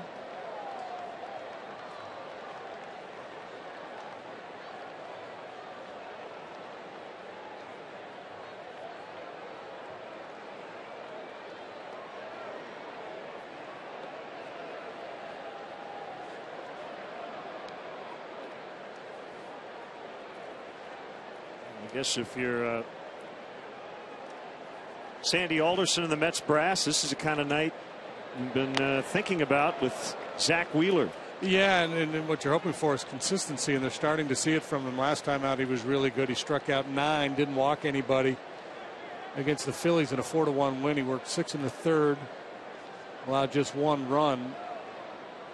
Some of his earlier starts, walks really a problem, but he started to, well, at least last couple of times out, he's really smoothed that out. And when you look at his stuff, he can afford to walk some people. He's ultimately going to be a high strikeout guy. You can live with some walks when you have this kind of an arm. Ground ball to the shortstop, Flores. He'll scoop and throw in time. Wheeler 1 out away from completing 7 innings for the 4th time in his 29 major league starts.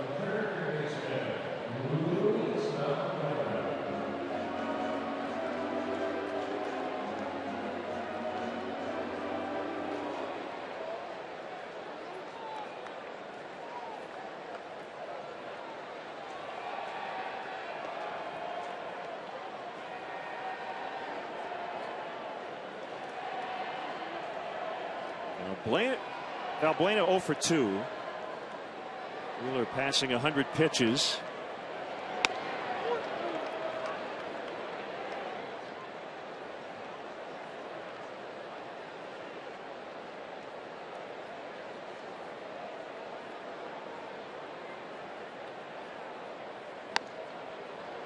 In between there, 0-2.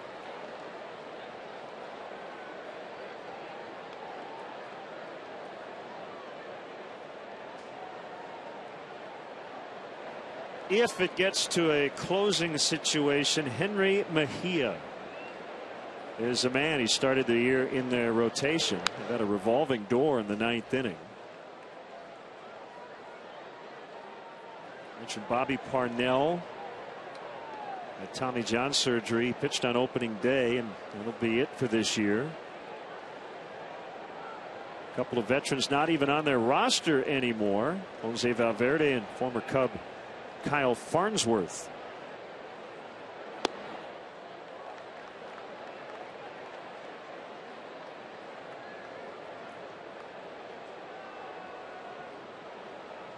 Carlos Torres has 2 saves. Familia has 1. Daisuke has 1.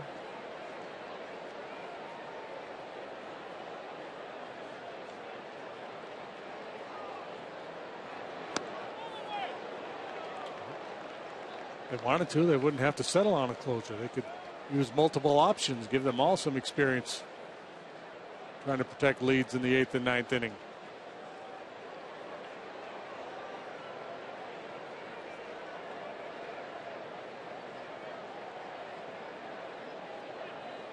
Familia might have the best stuff.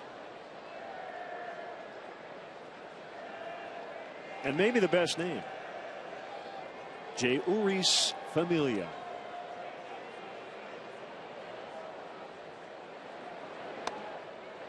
Well, Louis has run it full, 3-2 after an 0-2 start. Robert Haddon is watching the game in Japan. Said it's Wednesday morning there, but he promises not to tell us how the game ends. Oh, yeah. Appreciate get that. the box score. Let us know how it ends up. Ball 4.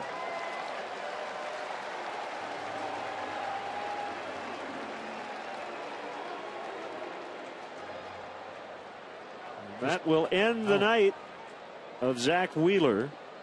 Sherholt's due up, and Terry Collins wants a left-hander. Part game situation, part probably protecting Wheeler a little bit. Been so good tonight. Here comes Josh Edgin when we return.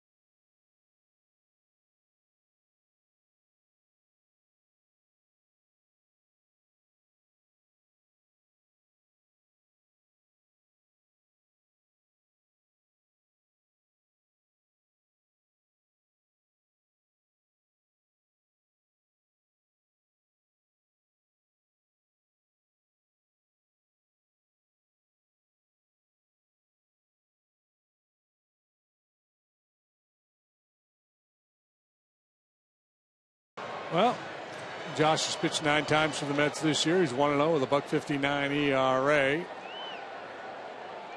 Batting average against is quite low, 105. Lefties just 0.67. Just 5 2/3 innings here at the big league level. 3-0 with a couple of saves and ERA just below 5 down at AAA for the Las Vegas 51s. But this way, Wheeler out of the game. He can win it. He cannot lose it. Sherholt's 2 hits off Wheeler tonight, so they'll bring the lefty in. Edgen relies heavily on his slider. Fastball 90 to 93 miles an hour, but he throws a lot of sliders. There's one there. Edgen, born in South Carolina, went to high school in Pennsylvania, and then attended The Ohio State University and Francis Marion University as well. 30th round pick, 2010. The Swamp Fox. Francis Marion? Yeah, not Edgen. Francis Marion.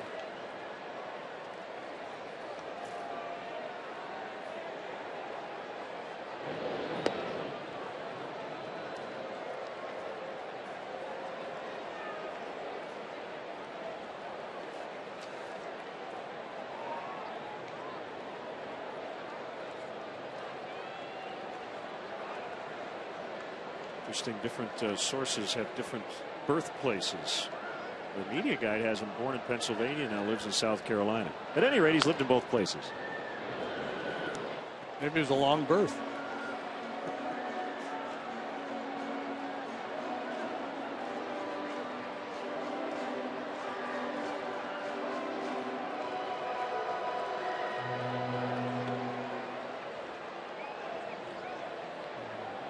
The other thing bringing a lefty in does, it just tightens up the base runner there at first base a little bit.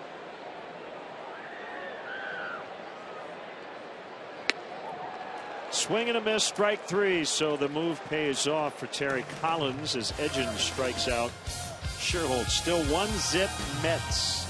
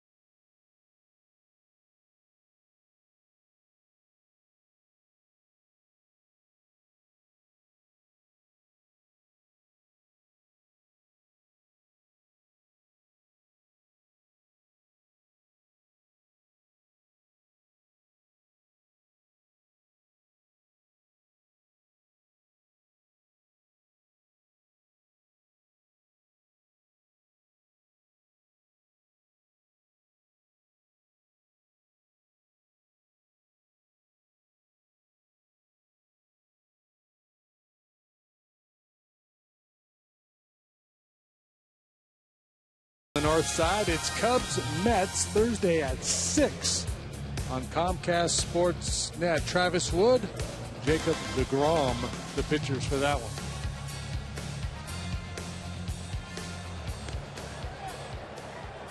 In celebration of Wrigley Field's 100th birthday season, the Cubs and MasterCard have partnered to offer a limited number of MasterCard Century seats for every game during the 2014 regular season. Fans can use their MasterCard to purchase Upper Decks box tickets for 1914.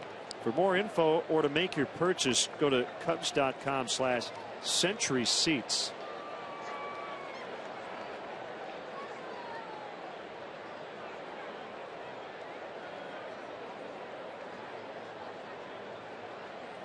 Three here with the Mets, and then 3-game set with the Marlins before heading out on another long road trip. So it sure would be nice to get this homestand off to a good start. Job number one, close to 0 here in the 8th.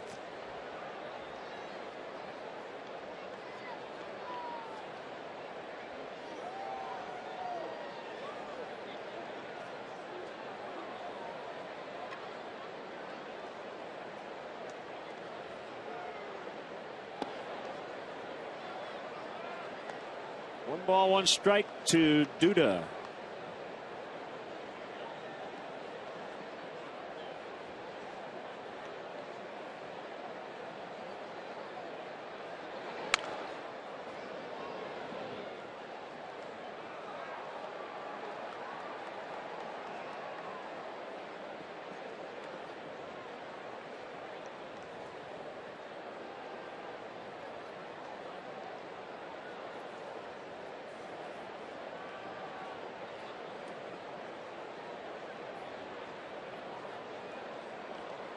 Vic Black. Right-hander is up.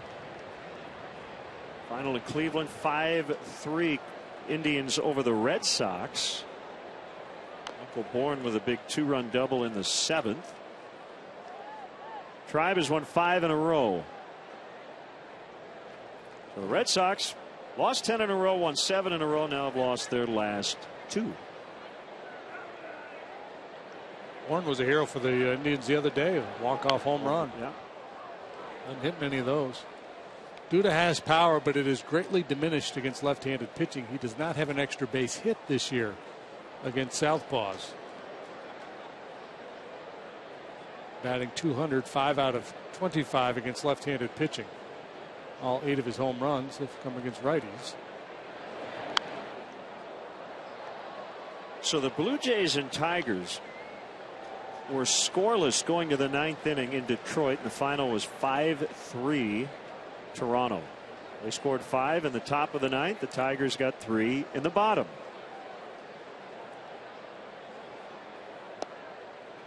Two and two. A wild finish. Joe Nathan took it on the chin. His ERA up to 6.86. He was charged with 4 runs out of the 5 and took the loss.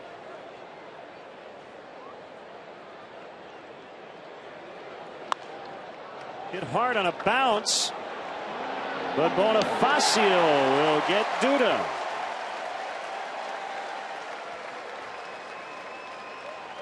That is a long ground out. The Rover got him. He was playing way back there to begin with and still had to retreat.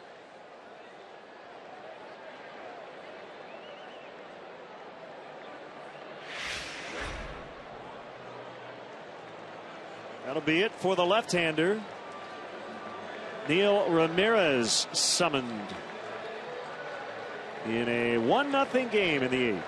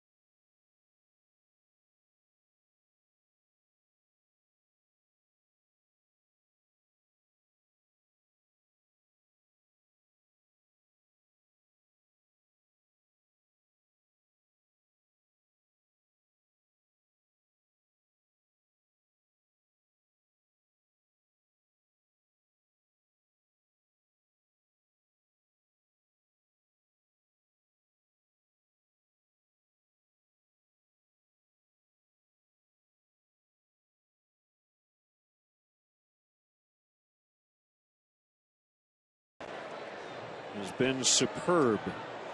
Boy, indeed he has. Check out those strikeout numbers. 19 punchouts in 11 2/3 innings of work. He's allowed but 6 hits, 4 walks. All adds up to an ERA of 0.77. Schlitter and Russell before him very good tonight. And now Ramirez gets his turn to hold the Mets down.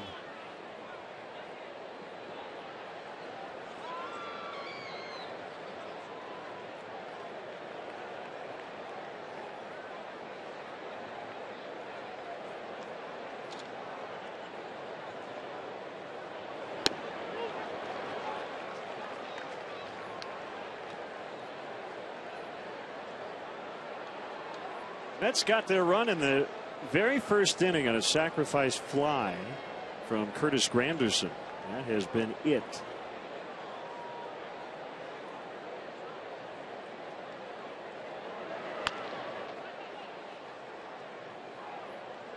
Dendecker, the leadoff man who scored the run, got to third base on a wild pitch.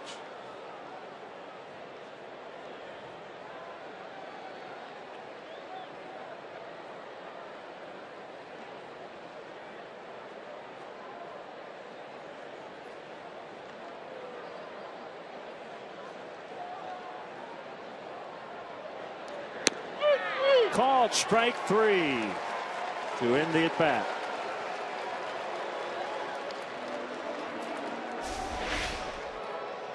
Now this is just a little cheese at the knees right there. 94 miles an hour, knee high, right out towards that outside corner.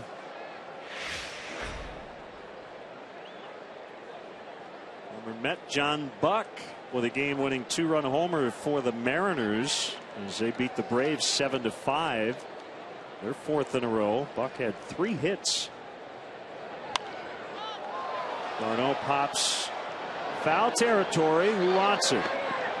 Rizzo overran it. Well, he did the right thing in taking charge on the play. Unfortunately, he whiffed on it. He'd be charged with an error. He had a long way to go, but you'd prefer to have your first baseman handle that ball than the catcher. So, you know, he does the right thing, chasing Baker off. He just came a little too far, a little too fast.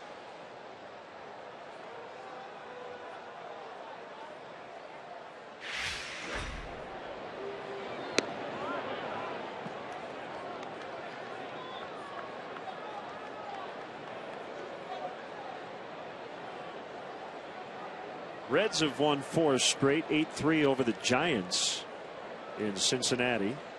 Giants committed 4 errors. Bailey beat Lincecum.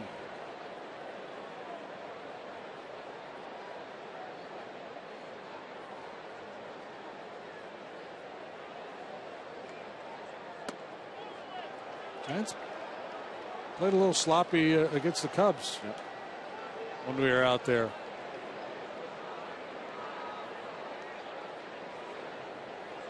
Royals over the Cardinals 8-7.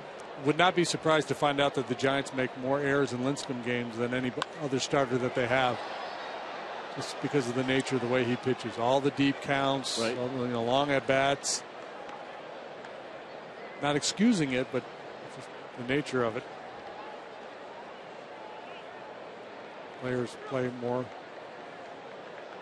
sharply behind a guy who's working quickly and throwing strikes. Cardinals went 2-7 on a 9-game homestand. Another ball in the air. And it'll be Junior Lake to end the inning. It's getting late. Bottom of the 8th. The Cubs trail the Mets 1-0.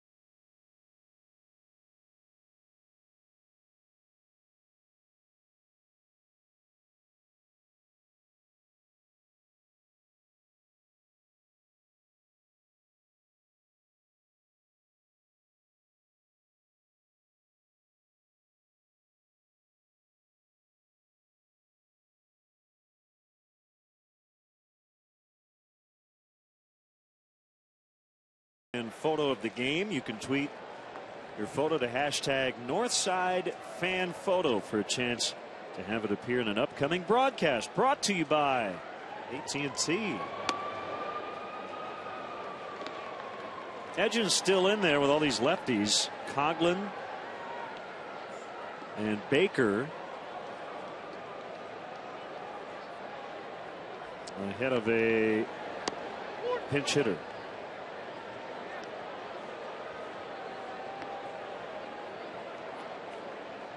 A hard throwing right-handers getting ready in the Cub bullpen.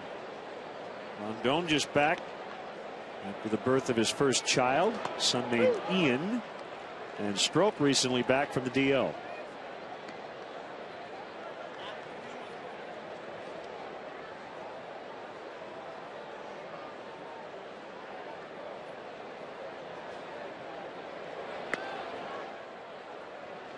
Two and two.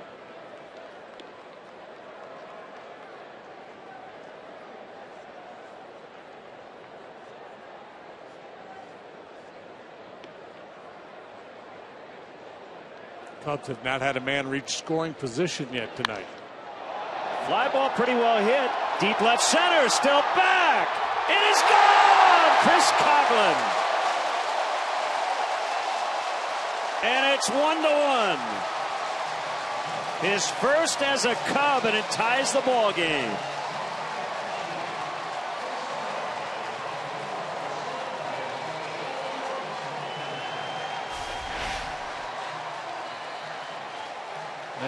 With a slider that's up in the zone, the Ford home run replay shows Chris Coughlin dumping one into the bleachers in left center for his first Cub home run, and what a big one.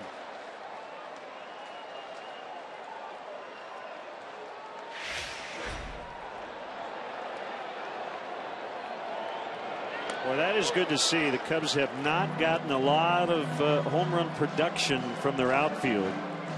For Coughlin, it's the 22nd of his major league career and his first as a member of the Chicago Cubs. And a 1-1 tie. How about that?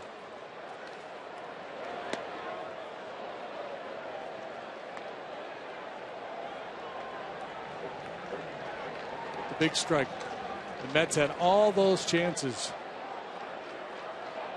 They were in the red zone all night long.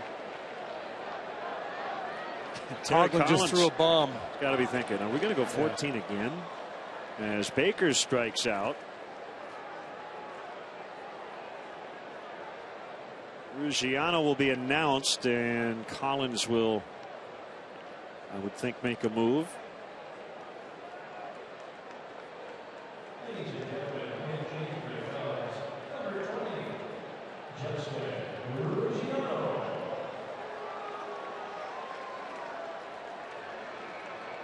Well, Edgin struck out 2 of the 3 batters he faced, but the third one hit a home run.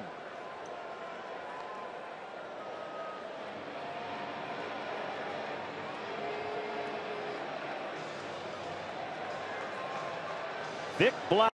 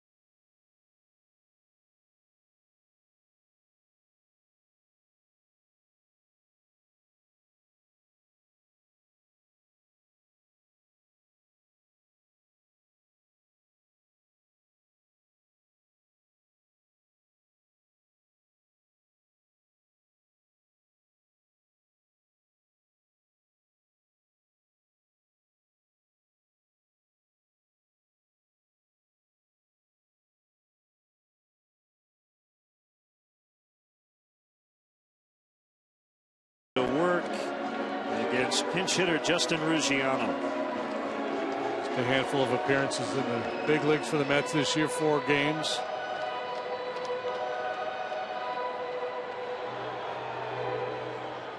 Won with a 145 in 17 appearances at AAA. But he was wild there, boy. 18 2/3 innings. He walked 17. And a swing and a miss by Ruggiano.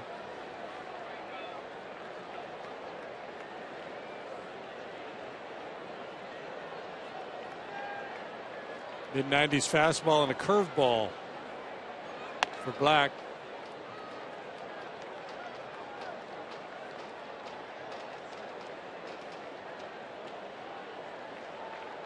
High walk rates have plagued him throughout his minor league career.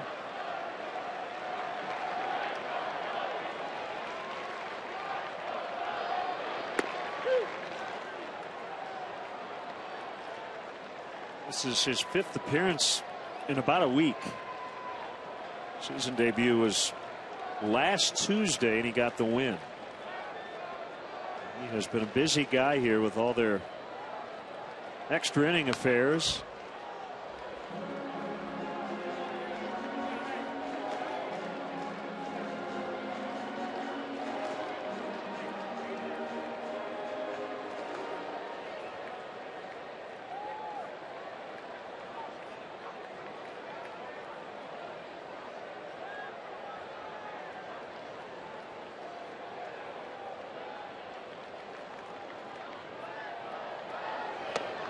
I'd say, well, let's see. That's what he wanted. Okay.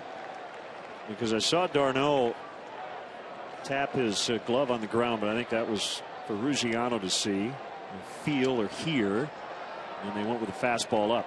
A little gamesmanship. Yep. Usually that's for a breaking ball. Like that.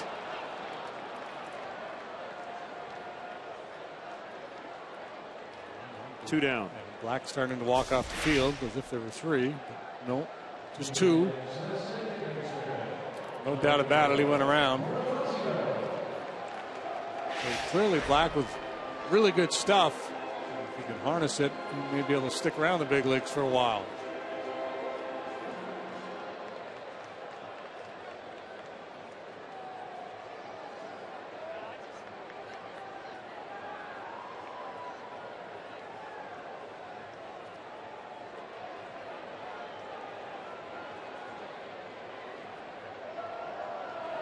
No relation to Padre manager Bud Black, because Buddy was left-handed and a finesse pitcher. So they can't be related. Can't be related. Black is from Amarillo, Texas, the Dallas Baptist University. Line drive will drop. Bonifacio on for the 2nd time tonight.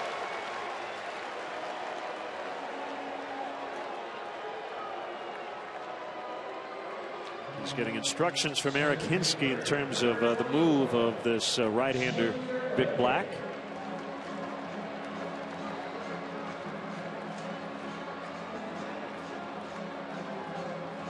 Leadoff home run from Chris Coughlin off the left-hander Edgin to tie the game. And it looks like the 9th will be Hector Rondon's, even if we're tied. Mets playing no doubles, extremely deep in the outfield.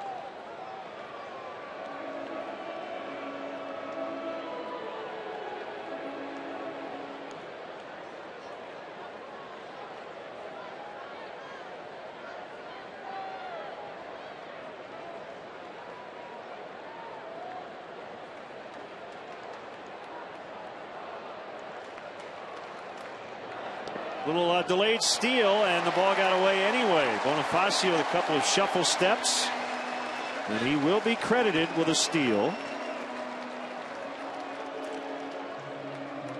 This is what I'm talking about earlier when we got into that conversation about runners in scoring position and how meaningful the statistics are, and what hitting coaches look for is the at bat. a mature approach in a critical situation, and this is exactly what we've got. Tie game, bottom of the 8th, potential winning run out there in scoring position for Junior Lake. Slow down the heart rate.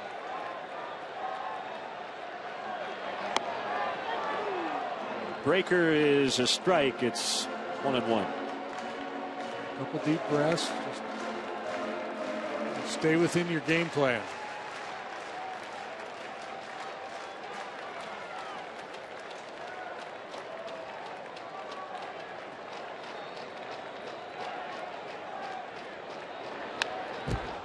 Good swing. Yep. But now we're at that count again. 1 ball, 2 strikes. The odds shift greatly to the pitcher, and this is where we haven't seen from Junior a real willingness to change his approach, to shorten up his stroke a little bit.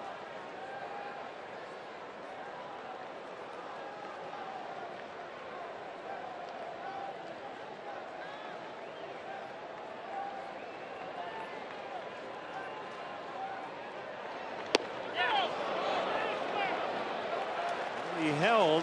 Ball made by Todd Titchener at first.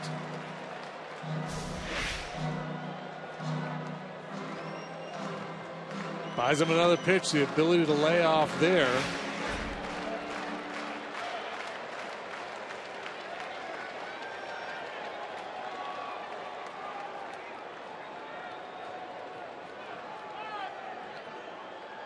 Darno wants to talk it over with Black.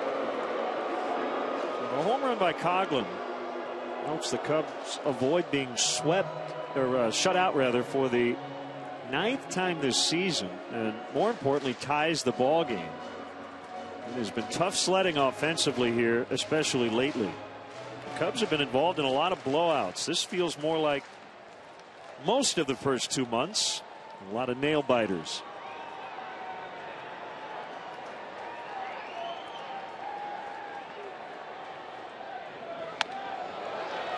Three and two with Rizzo on deck. Nothing wrong with drawing a walk here. Junior turning it over to Rizzo. Lefty up in the Mets pen.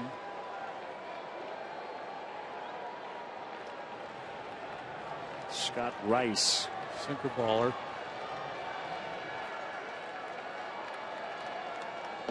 And he got him. Bottom fell out of it. Black with 2 strikeouts. But Chris Coughlin connects for the first time this season, and it's a game tied. 1-1 after 8.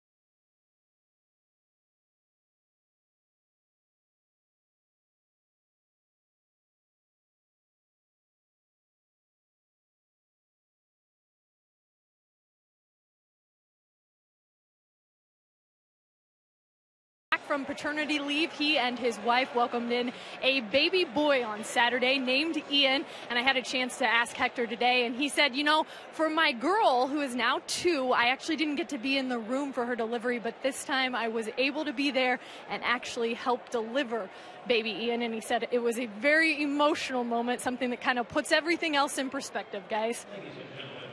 Well, I don't know if he's gotten much sleep,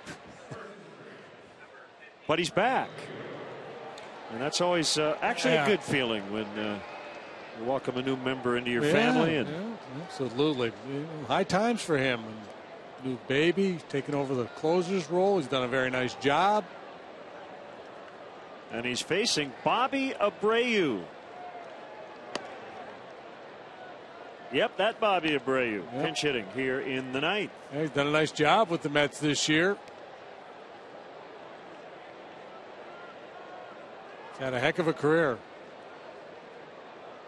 He turned 40 in March. Strike zone judgment about as good as anybody that's been around the last 15 years or so. Started his career with the Astros in 1996. This is his 18th season.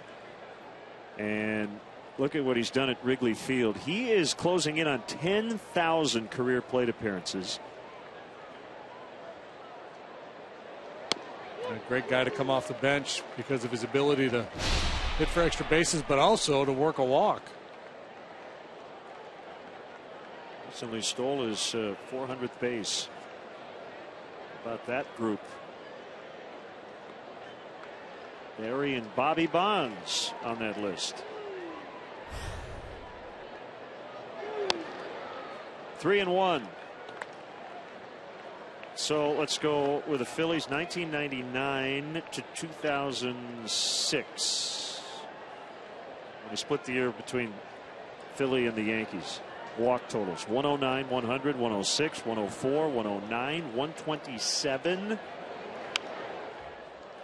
117, 124.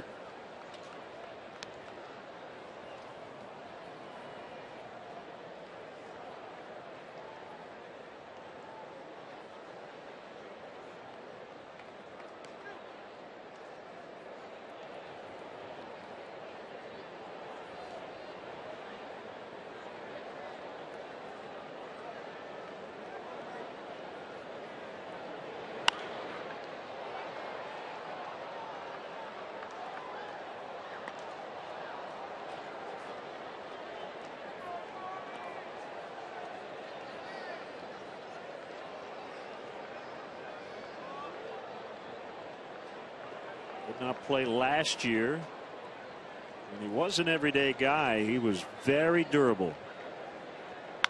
And a ground ball up the middle. Castro will field behind second. He's got time, and he gets him. Abreu used to be able to run a little bit, but not so much anymore. Nice play by Castro. Second really good play by Starlin tonight. Keeping that leadoff man off base. Cheating that way for sure, but still a pretty play.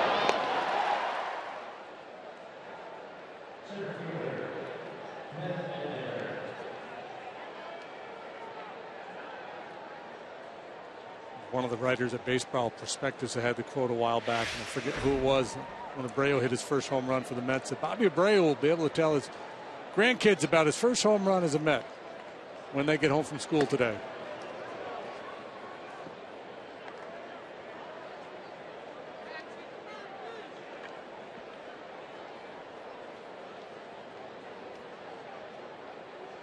The 1-0 fouled back. Well, you think the Mets are regretting not scoring at least one, if not a bunch, in that third inning? Well, that's the mentality of sports, right? When you don't score and you see those opportunities go by the board, you just have that creeping feeling that it's going to come back to bite you.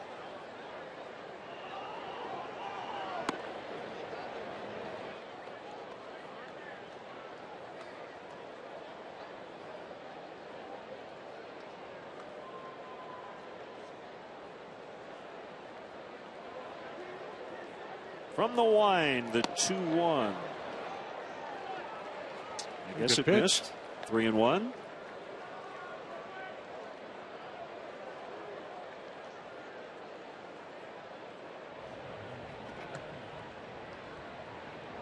Henry Mejia along with Scott Rice, and a base hit to left.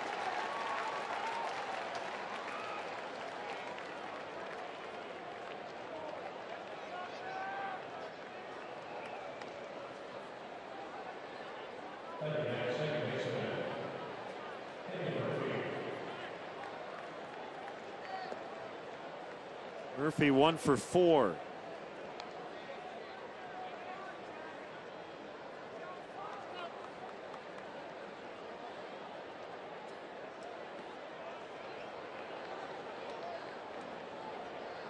Ball got out of the Mets bullpen. Slight delay. Jose Abreu came off the DL last night and homered for the White Sox. He's homered again tonight. He's got 17. And the Sox lead the Dodgers 3-1 in the 4th. He's pretty good. Yeah. Seems to have figured out some things. In the 9th inning in Milwaukee, the Twins lead the Brewers 6-3. Willingham and Dozier have homered for the Twins. Murphy, a very good fastball hitter. Double play ball. The flip. The turn. 4-6-3. Bonifacio and Castro teaming up. Rondon does his job. The Cubs will try to win it when we come back.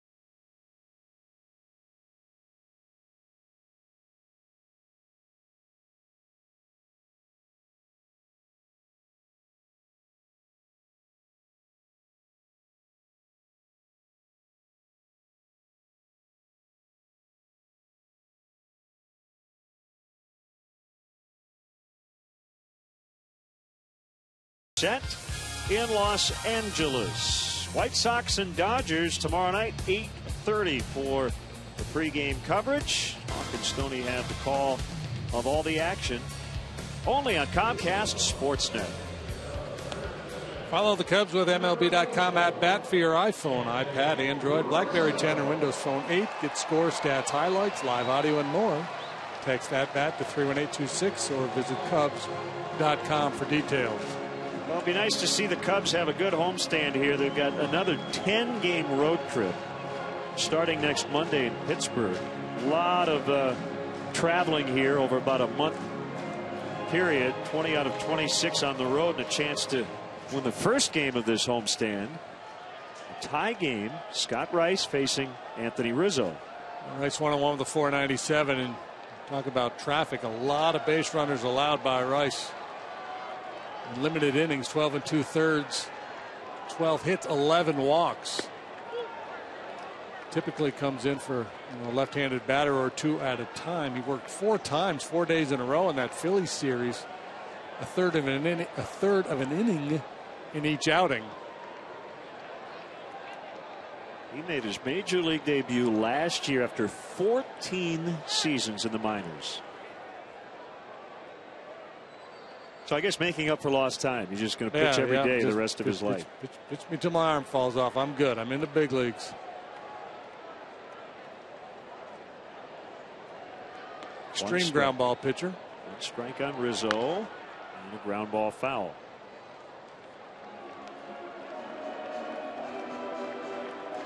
0 for 3 with 3 strikeouts for Rizzo.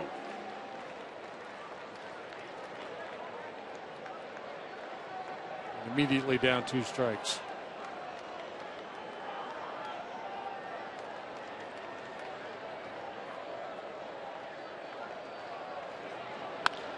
And a base hit, and the winning run is on base with nobody out. He's been so good against lefties.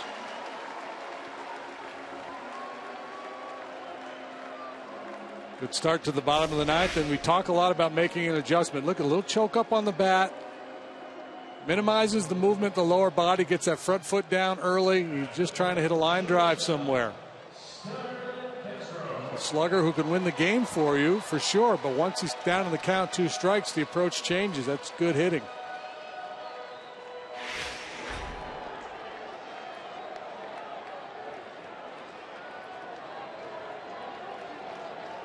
Now Castro 0 for 3, and Rizzo took 1 step towards second and then went back to first, trying to read that move by Rice. 1-0.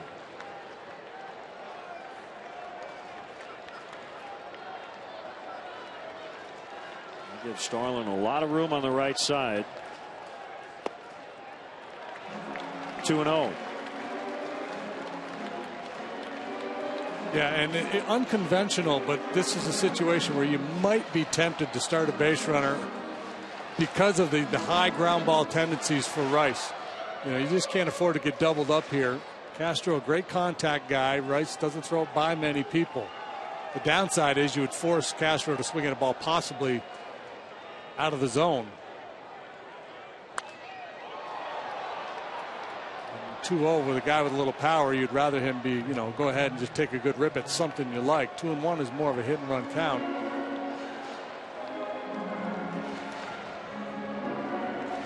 Familia up yet again in case we get starting Rizzo here in the order. Yep, would be a high risk play and unlikely to happen, but there's a case to be made for it. Leg kick and the 2-1, swing and a miss. Now after Castro, you have Valbuena, Scherholtz, Coghlan, Baker. Lefty, lefty, lefty, lefty. So that's why Terry Collins did not go to a right-hander to face Castro. He's got his righty up there perhaps for Mike Holt if Mike Holt were to grab a bat at some point in this inning, but tie game, you got to be careful how you use your resources. Both teams with short benches, each team only carrying 4 extra position players, and the Mets bullpen has got to be gassed. Okay, now do you send him 3-2 with nobody out? You know, the swing and miss at that one sinker scares me a little bit. I mean, I think it's a defensible play if you start him here.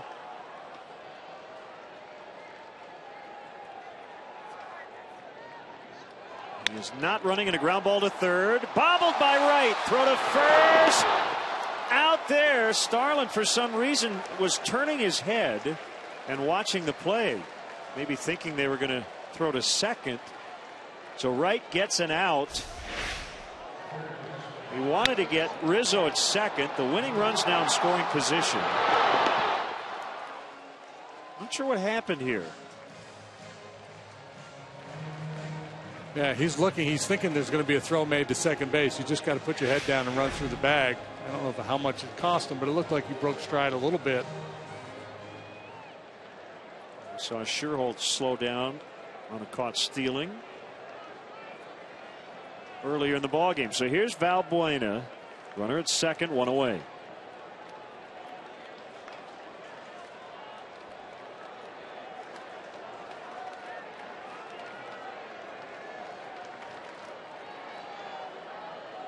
Pitch called strike.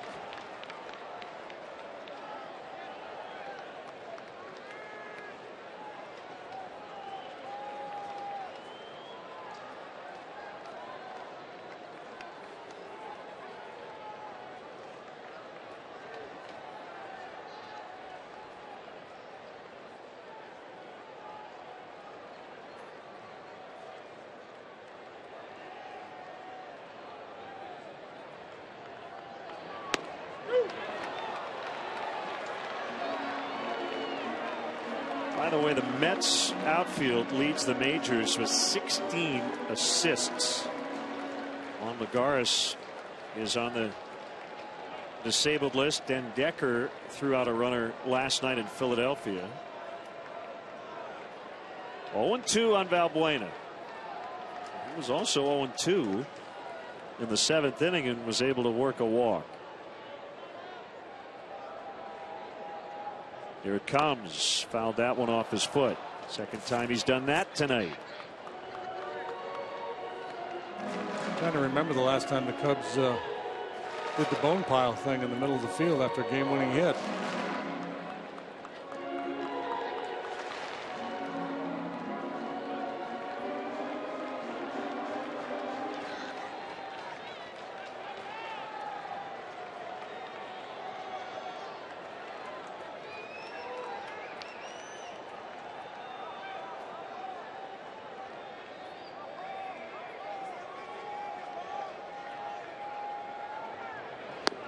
Swing and a miss on a breaker. And now 2 down. It's up to Scherholz. Hard slider moving down and out of the strike zone to punch out Valbuena, who doesn't chase many bad ones. Good pitch there by Rice.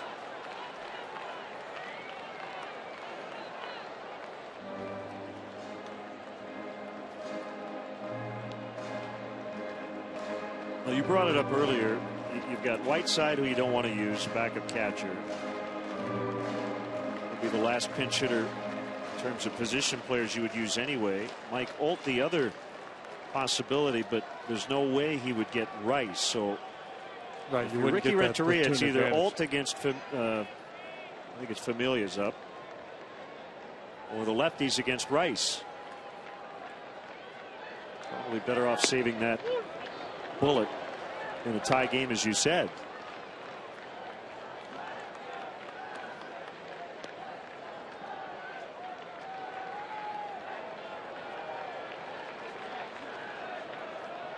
Cubs continue to go with an extra man in the bullpen as they get younger out there. You missed it earlier. Jose Veras designated for assignment today.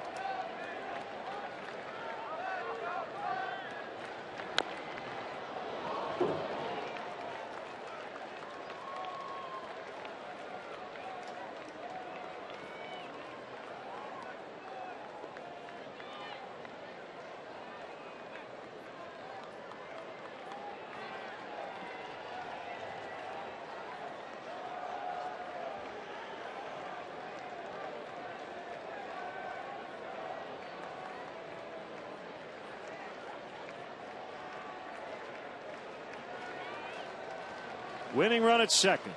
2 outs. The pitch. Into the corner. Cubs are going to win it as Rizzo will score. Nate Scherholz with the game-ending single. 2-1 the final. Wow, how about that win? There's the bone pile. The Mets, with all the chances early, and Jake Arrieta able to tiptoe out of trouble time and time again, buying his guys time. Coghlan delivers the game-tying home run. Scherholz wins it here in the bottom of the 9th. With what, just the second at-bat the Cubs had all night long with a man in scoring position. And how about the 2 hits? Lefties versus the lefty.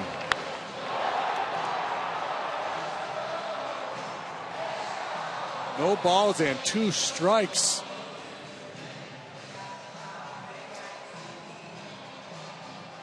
It's kind of unlikely. And Hector Rondon will get a win, back off the paternity list. I guess that wins for little Ian. The GMC player of the game, Nate Scherholz, as the Cubs walk off a winner. And let's go down to the field. Kelly Crow. Well, Nate, walk me through that last at-bat, 0-2 in the count. What'd you see? Yeah, he pitched me backwards compared to Valbuena. So I was just trying to put the ball and play hard somewhere, and luckily I got the right pitch to do it. How good did that dog pile feel there in the middle of the field? Pretty good. It's been a little while since I've done that, so It was nice. It was a good comeback victory for us. Speaking of that, describe what Wheeler was doing earlier to kind of keep you guys off base and everything. But you were able to fight back there against their pen. He just mixed up his pitches. You know, we didn't put very many good swings on the ball early, but then Coughlin had that big hit.